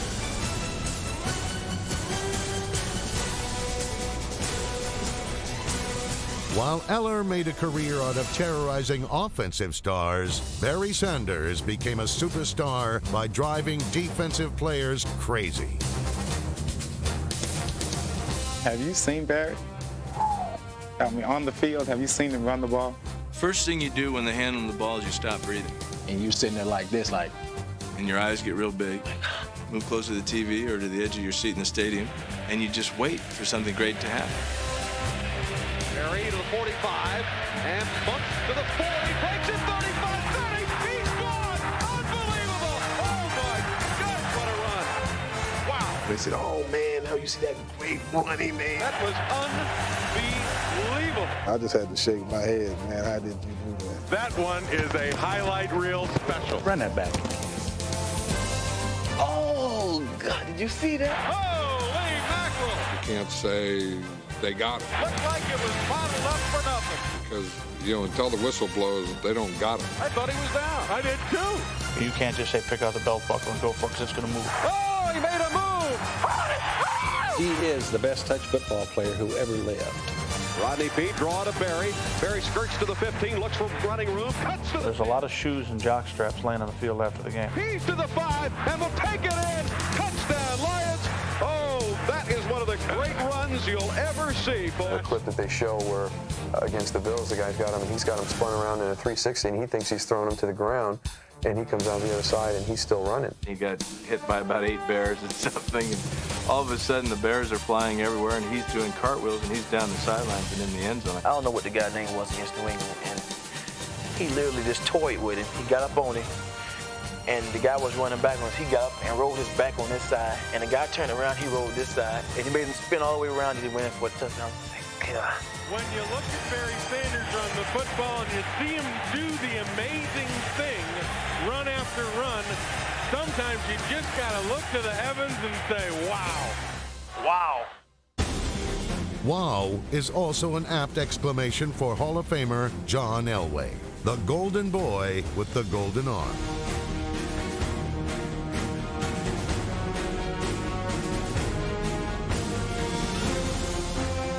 In his 16-year career with the Denver Broncos, Elway set every team passing record. When he retired, he was the winningest starting quarterback in NFL history and ranked second in nearly every all-time passing category. Of all his great plays, he has a favorite. We're up in Seattle, and they're blitzing us, and we don't have a guy from middle linebacker, and here he comes, and he's going to knock my head off, and I ducked at the right time. He went flying over the top, and I had all go routes. Everybody's on a go route, and I just, got the ball to Shannon, made a good throw. So that was definitely one of the highlights of my career.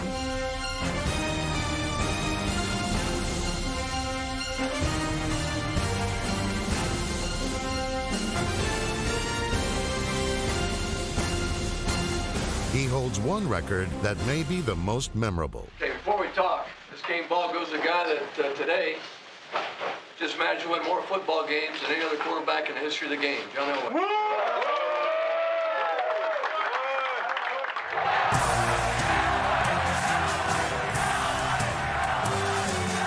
But it was in the clutch that 7 was the lucky number. His signature moment was a 98-yard drive against the Browns that sent the 1986 AFC Championship into overtime, and then victory.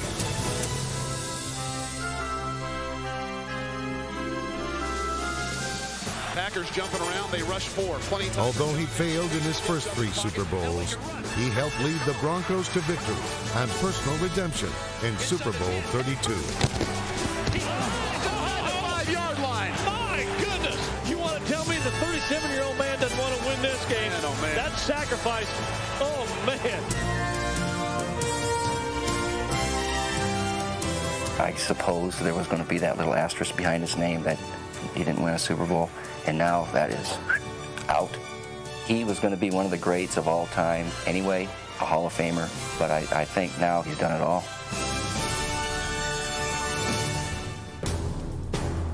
Dan Marino of the Dolphins was the most prolific passer in pro football history. Marino drops to throw, has time, going deep up the sideline, man down, did it, 30, 25, 20, Duper, they'll never catch him, touchdown! Number 13 owns every meaningful passing record and was the starter in Miami in his rookie year of 1983. Perfectly thrown pass by Dan Marino.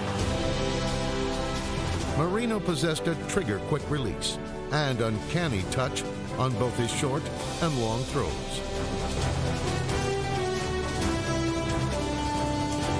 His second year was one for the ages. Marino produced the first and only 5,000-yard season, threw 48 touchdown passes, and was named the NFL's most valuable player. 13 times Marino passed for more than 3,000 yards, and 6 times he went over 4,000 yards. He was named All-Pro 8 times, and while Marino routinely led the Dolphins into the playoffs, he never won a Super Bowl. That blemish never diminished the magnitude of his achievements and his rightful place as one of the greatest quarterbacks in history. Dan Marino becomes the all-time leader in pass completions in NFL history, and before this season is over, he will own every record known to man. Dan takes the snap from center. He straight back, throws for Myers on the right side. Flat, he breaks the tackle. He's in! Touchdown, Dolphins! And Dan Marino, with that touchdown, has broken another record. He has the granddaddy of them all now. Most touchdown passes ever. Throwing on the slant, complete to McDuffie at the goal line. He's in! Touchdown, Dolphins! And that is also career touchdown pass number 400 for Dan Marino. Team comes together, a lot of backslapping. Fans here recognize Dan Marino's career accomplishment. a joy it has been to watch that man play football.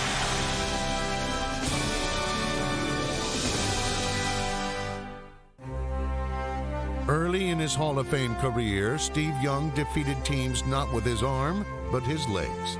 Come on, Steve, let's go! Steve, take it yourself! Young, back to throw. In trouble, he's going to be sacked. No, gets away. He runs.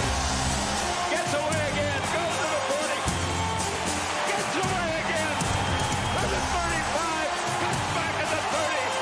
To the 20. The 50. The 10. He died. Touchdown, 49ers. Young to throw. Steps up. Tucks it in. Runs away to his left. Has some space. He's got lots of room. 35, 30. Stays in bounds. He's to the 20. 15. One man to get back. He's to the 5. Carries him into the end zone. Touchdown 49ers. Dragging Bailey all the way. Oh, what a play. What a play by Steve Young. Not many teams like the 49ers can boast of producing 2 consecutive Hall of Fame quarterbacks. Young followed in the legendary footsteps of Joe Montana and hurried to earn his own bronze bust in Canton. The competitive Young carved out his own unique niche in NFL history and was named the NFL's most valuable player twice.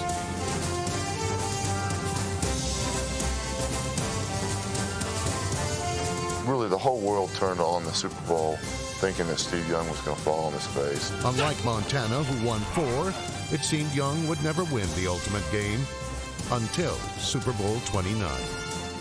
Young threw a record 6 touchdown passes and was voted the MVP. It was one of the rare experiences where the reality far outweighed the dream. Usually the reality never kind of quite lives up to it. It far out surpassed it. It was beyond my wildest imagination. Steve Young is now #1 all time with 6 touchdown passes. Someone take the monkey off my back, please!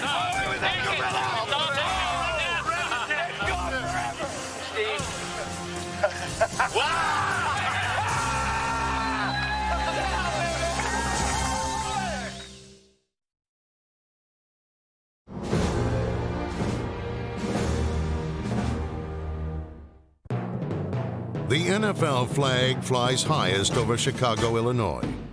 George Halas was the coach and owner of the Bears. He was a charter enshrinee in the Hall of Fame and one of the most important figures in the history of pro football.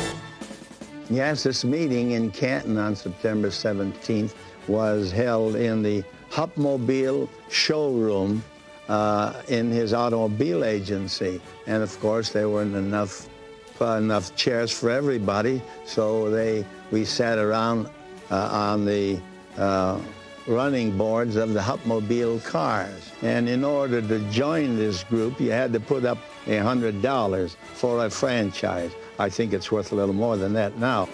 Halas drafted Red Grange, and this college star drew huge crowds to the fledgling pro game.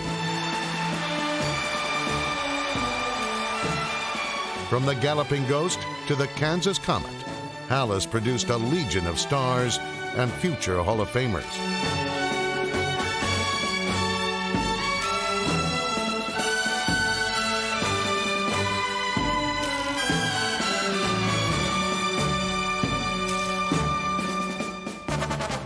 But in the Windy City, crunch was king. From the famed monsters of the Midway to Hall of Famer Dick Butkus, Halas's intimidating Bear defenses strangled and mangled opponents.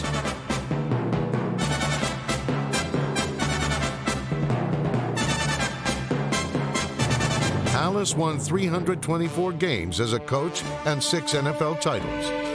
None was more convincing than the 73-0 rout of the Redskins in 1940.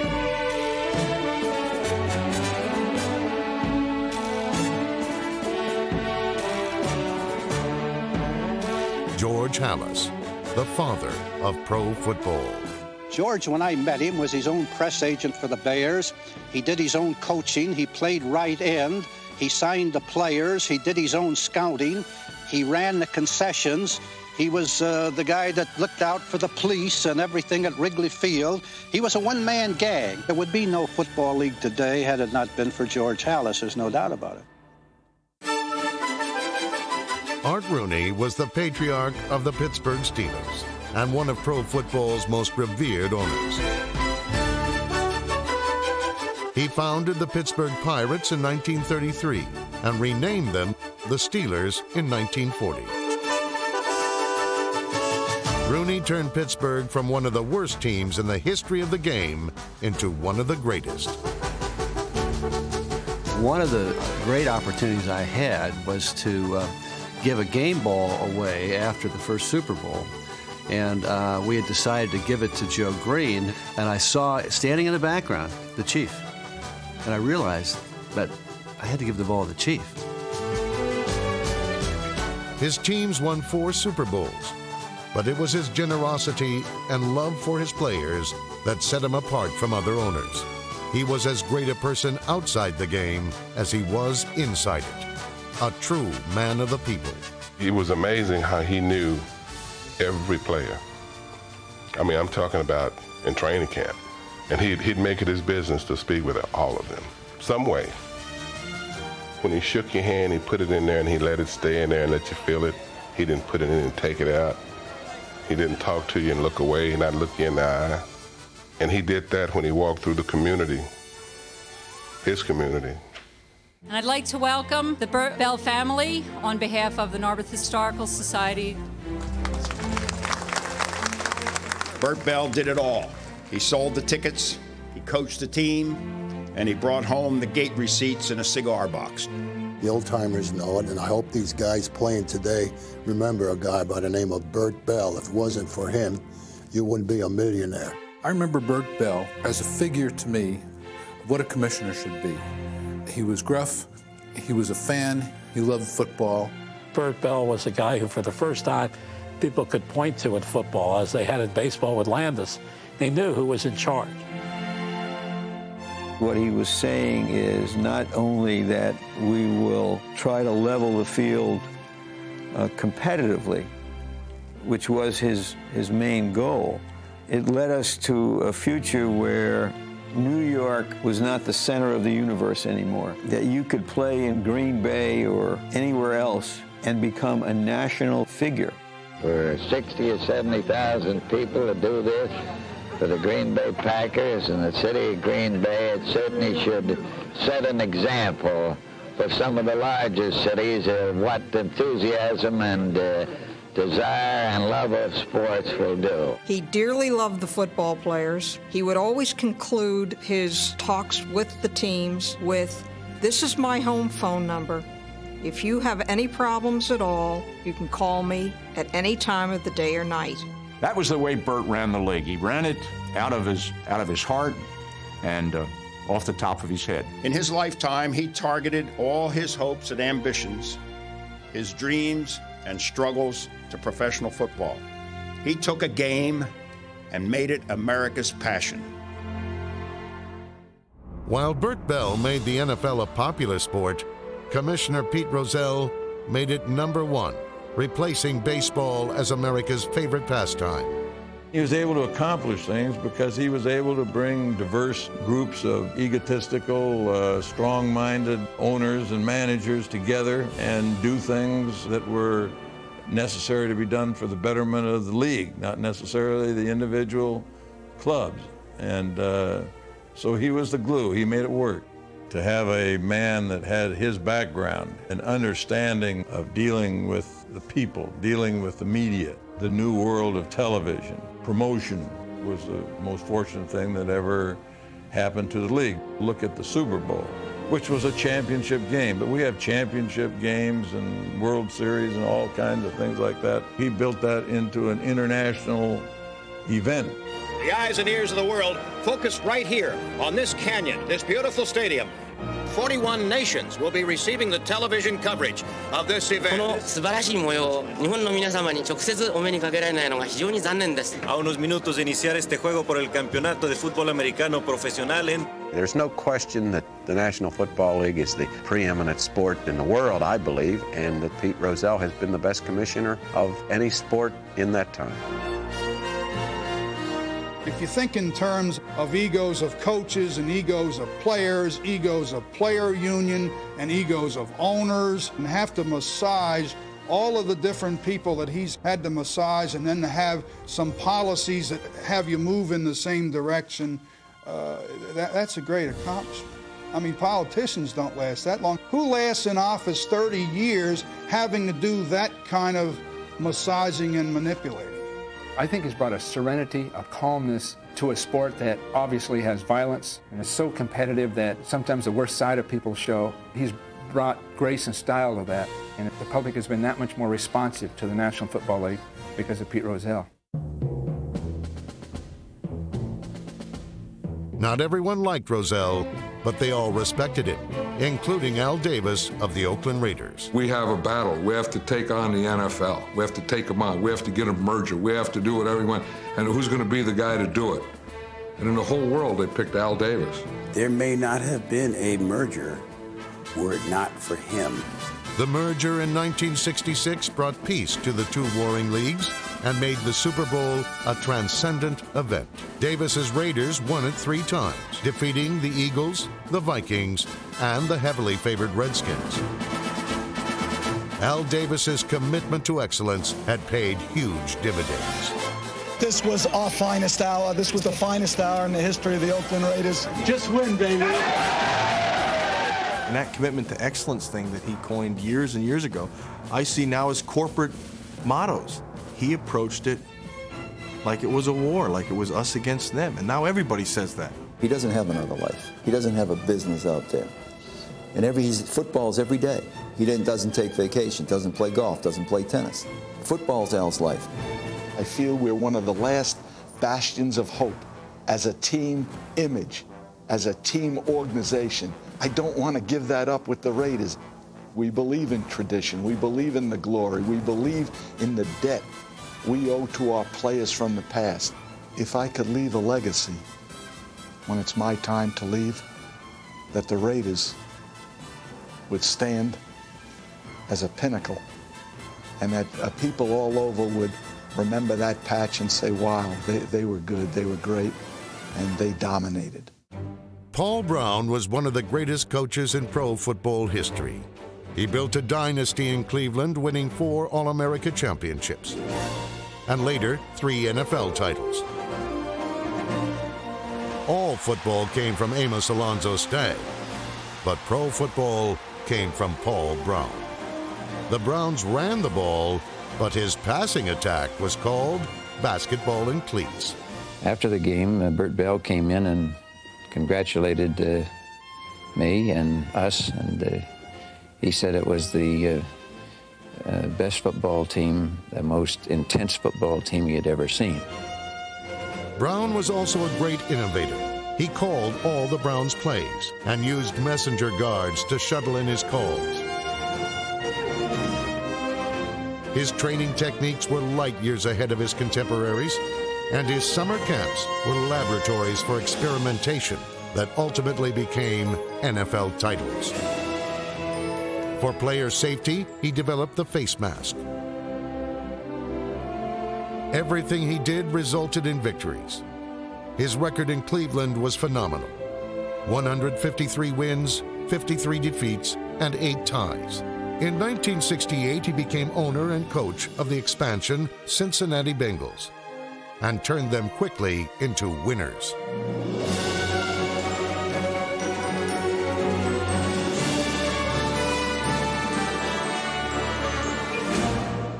I was very happy to play for Paul Brown because Paul was very strict. He was the king. All you had to do was deal with him. If you dealt with him successfully, then you were all right. You didn't have to worry about the other guys. Of course, with myself, he would always say little things like, maybe you're not good enough, Bobby Mitchell. You keep hurting our football. So then I go out there and take it 60, you know.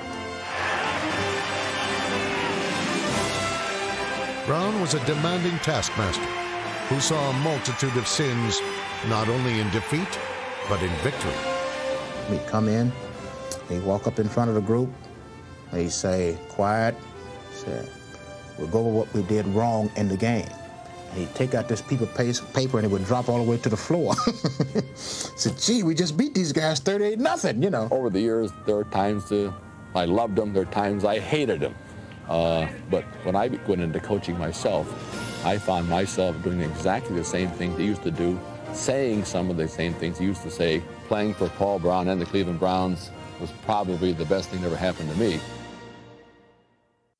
One of Brown's assistants with the Bengals was Bill Walsh, who wrote his own history with the San Francisco 49ers.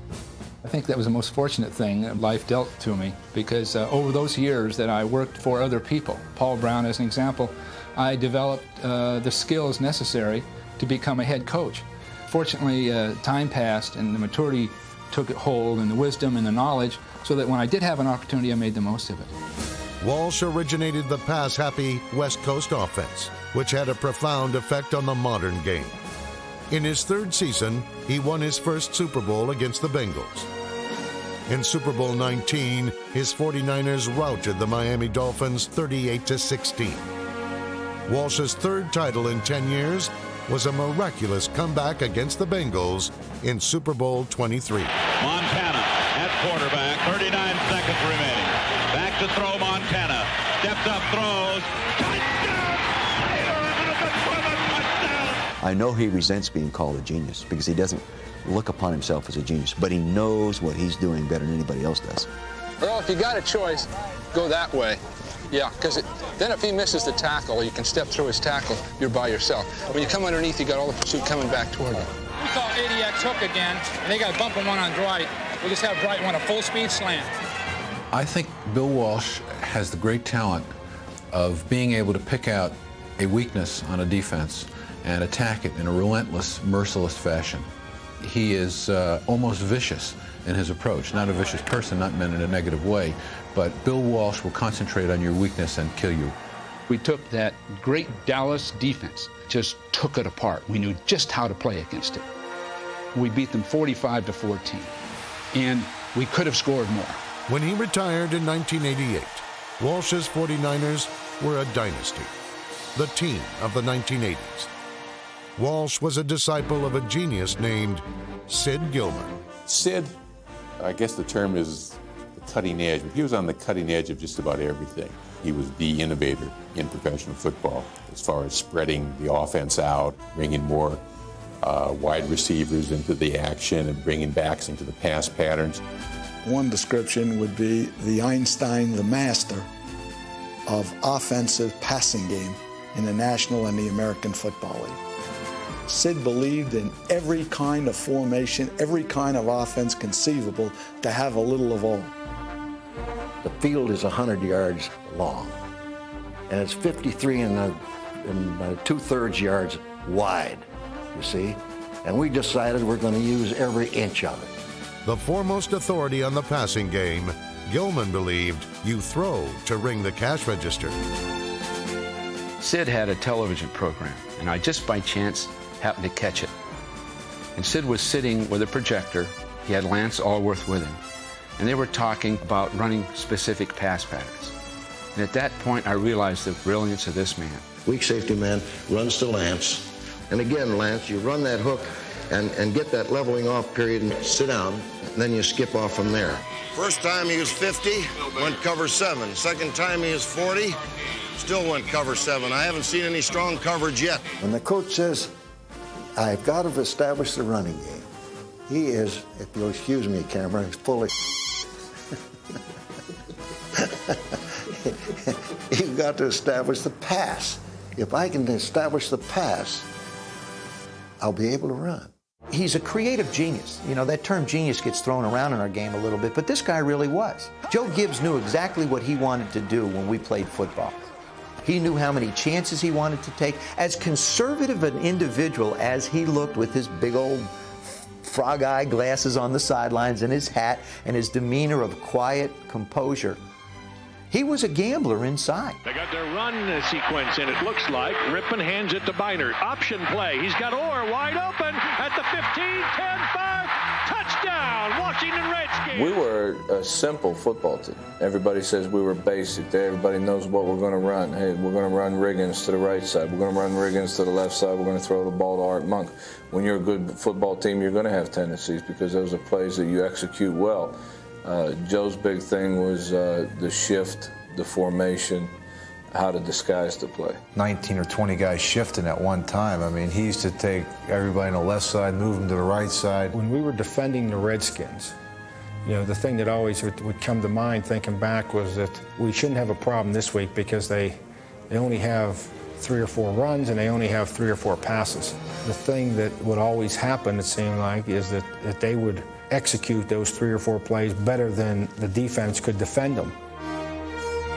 Joe Gibbs won 3 NFL titles with 3 different quarterbacks. Joe Theismann in Super Bowl 18. Doug Williams in Super Bowl 22. And he won with journeyman Mark Rippon in Super Bowl 26. Gibbs was a workaholic who routinely worked 20-hour days to reach these stunning achievements. He could utilize personnel as well or better than any other coach. He found a system of football that fit the kind of players he had with the Redskins. So you'd have to say he was the consummate football coach. Chuck Noll won the most Super Bowls of any head coach. But in his rookie year in 1969, he inherited one of the worst franchises in NFL history. The Steelers were dubbed the lovable losers. The first meeting with Chuck Noll, we had a lot of cynical old veteran players who'd seen a lot of coaches come and go, and there was, you know, sort of this attitude, well, show me your stuff, coach. And he gave a speech which he essentially was saying to us, look, the reason you've been losing has nothing to do with your attitude. The reason you've been losing is you're not good enough. You can't run fast enough, you can't jump high enough, you're not quick enough, you're not skilled enough. And it was like, wow, this guy. And then he said, and I'll tell you what I'm going to do. I'm going to get rid of most of you. And I'm going to bring in the guys who can play these defenses and play these. They're going to be hard. I'm going to make you do the hard stuff. We say whatever it takes, you know. And a lot of people have different meanings for that. But what it meant to us was, as members of a team, you have to do whatever you can do to help the team win. Now, if someone else is not functioning very well, he may be sick. Well, somebody else has to step up. You know, whatever it takes means team. And I think our guys bought into that. In Super Bowl IX, Noll's Steelers used defense and the running game to defeat the Minnesota Vikings. The Steelers defeated the Cowboys twice to win NFL titles. They won Super Bowl X, 21-17. In Super Bowl XIII, they defeated Dallas in a shootout, 35-31. Noll's last championship came in Super Bowl XIV, when his Steelers cemented their legacy as the team of the 70s with a convincing 31-19 victory over the Los Angeles Rams. Coach Noll would always say, if they're trying to fool you, that means they can't beat you with their best stuff. They're desperate.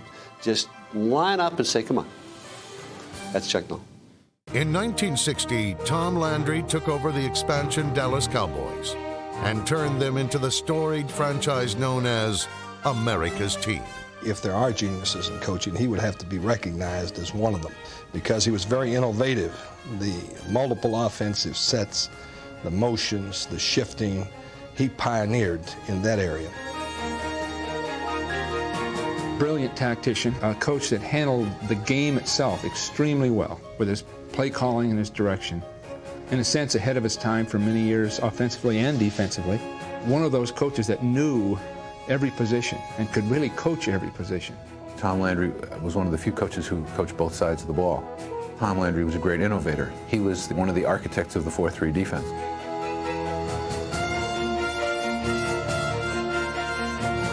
He came up with the multiple offense. Tom Landry's contribution in the history of football will go down along with Paul Brown and George Halas and Clark Shaughnessy as one of the great contributors.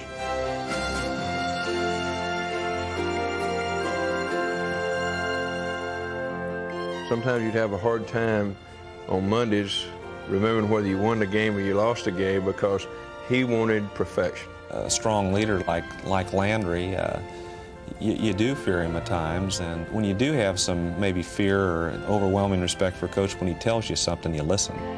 No one coached with more sustained success over a longer period of time. 20 straight winning seasons and 2 NFL titles. I don't think I would enjoy my profession if I knew I was always a winner. I think it's really the chase that's important. It's the challenge that you're after, much more than the winning. Because I think that only through defeat is character built. And as I've gone through the game of football through the years, I've been able to cope with the defeats and learn how to overcome them, to endure to the point that you can come back the next time and compete harder. They called his team next year's champions for their big game failures. But finally, Landry won his first Super Bowl against the Dolphins. Victory in Super Bowl 12 forged the dynasty that was America's team. Tom was dignity, poise, character. We're in a highly volatile profession, and we need examples of the right way to do it. Tom always did it the right way. I think he's brought a dignity and a nobility to the coaching profession. The kind of person I think that football can look on and say that this is a great example of what we produce. One of the things that made America great is to try to be the best in everything that they do. And the best is signified by winning. Vince Lombardi came to the frozen outpost of Green Bay, Wisconsin in 1959. With a minimum of plays and a maximum of execution, Lombardi drove the Packers to the pinnacle of pro football. Lombardi's .728 winning percentage was the highest ever for any coach, and he led the green and gold to 5 NFL titles. His motto was, winning isn't everything, it's the only thing. Are you turning out, or are you running almost a drag out? All you got to do is turn out. We just went over this with you a moment ago. Well, you just didn't do it if you got it. What do you mean you got it? But he could look at every ball player on that club, and he knew exactly who he could push. He knew who he had to pat on the back. He knew who he had to pull. He knew exactly how to play each and every ball player. That's the way. Oh, beautiful, beautiful. Hey, he's getting a feel, that boy. I think everybody has to work as a team in order to make a successful running game. I personally like the run. I think the running game is really what football is all about. The pressure to defeat the rival AFL in the first Super Bowl was immense. But Lombardi's Packers won Super Bowls I and II, and he was carved into the Mount Rushmore of coaches. He taught us about commitment. He taught us about consistency. He taught us about preparation. He taught us about the price you have to pay to win. We're all imperfect. We all make mistakes. But we should all strive to be the very best we can be, whatever we choose to be. And that's what Vince Lombardi demanded, and that's why the American public will always see him as a great legend. Don Shula became one of the greatest coaches in NFL history with the Miami Dolphins, but he began his career as the young head coach of the Baltimore Colts. These were some of the players that I had played with only a few years earlier, and some of them much better football players than I ever dreamed of being in my playing career, Johnny Unitas and Lenny Moore and people like that. I had to go in and prove myself and let them know that I knew what I was doing. 4:38. Now we're blowing calls. Listen to what the quarterback says in the huddle. And once that was established, then they were able to do the things that I wanted them to do. Shula's Colts were winners, but in 1970, he became the head coach of the Dolphins. In 1972, he led them to a perfect season. I think the best way to think about the perfect season is to understand the fact that nobody's ever done it before and nobody's done it since then. And a very, very intelligent football team, guys that had a lot of pride. Shula capped off an undefeated season with victory in Super Bowl VII. He sets up, he is firing for Willie, he's got it, and he's in for the touchdown. The Dolphins have won Super Bowl VII, have completed the greatest season in NFL history. Coach Shula now has won number 325 as he becomes the all-time winningest coach in the history of the National Football League, breaking the record of the immortal George Halas, and it couldn't happen to a nicer guy. Through the years, I'm just going to think about it for one quick second, and then this is the last you guys are going to hear about 324, 325, whatever. But the thing that makes it all worthwhile are moments like this, when guys suck it up and do the job, and it's been happening. And this football team now, we got to get it going and be there at the end of the year. That's the important thing. There's not going to be any more talk about the individual stuff, but At the end of the year, I want this record to be in a year that the team won the Super Bowl.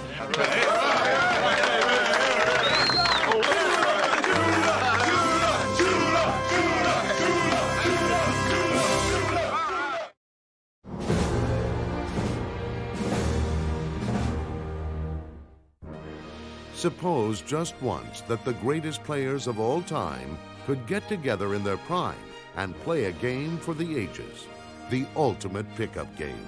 Who would be the first player chosen? The first player I'd pick would be Bronco. I'd have to pick him.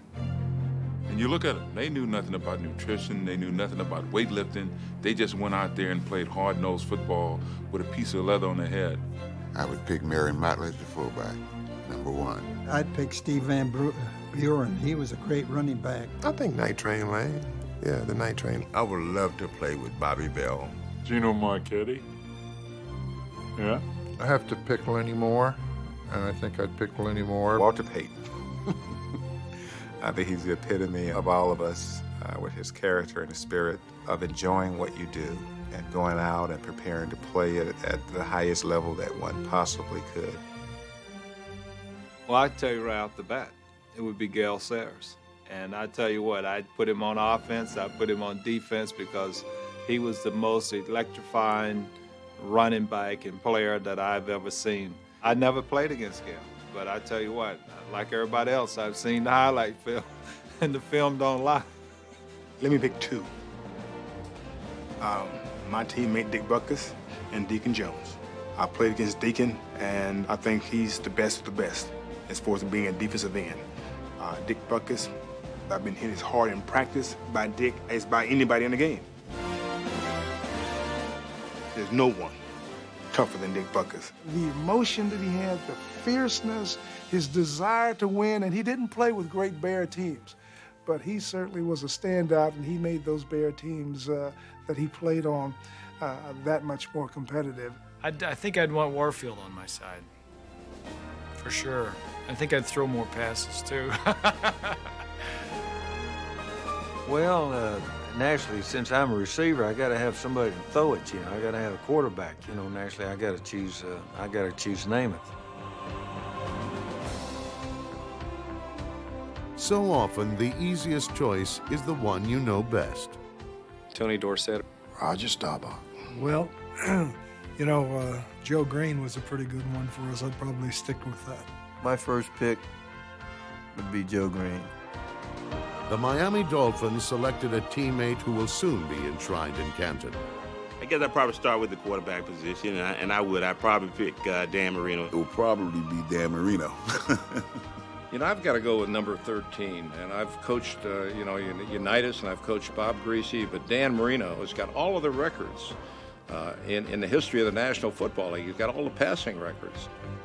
There is no doubt about Marino's greatness or the value of a Hall of Fame quarterback. I would probably pick Sammy Ball. He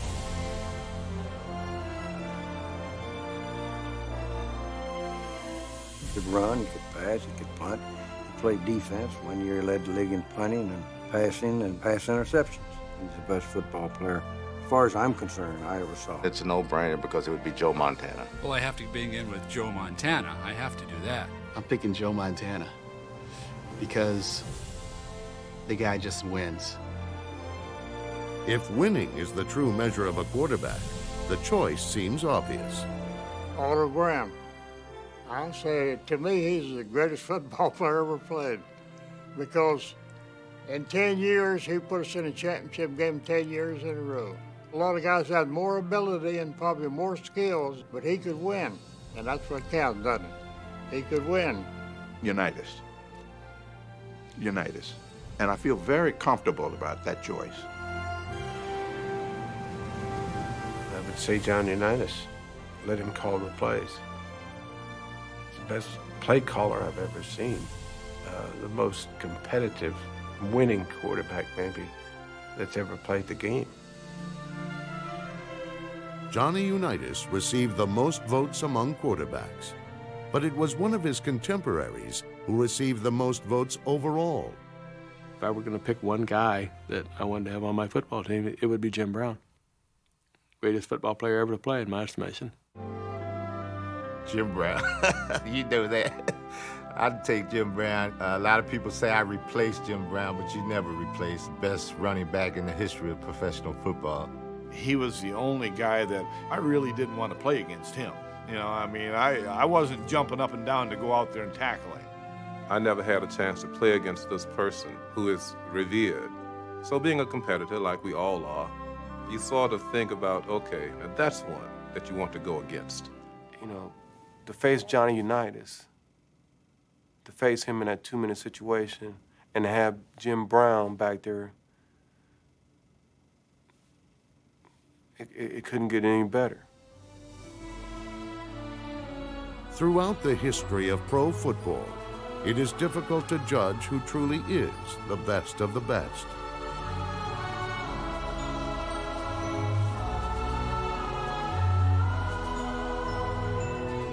Each of the all-time greats possesses a distinct quality that sets him apart, from the sleekest game breakers to the most versatile big gamers.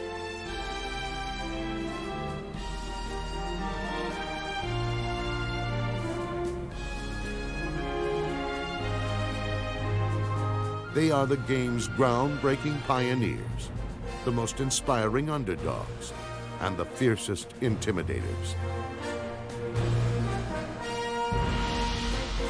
They are the game's leaders and heroes, men who have set the standard by which others are measured.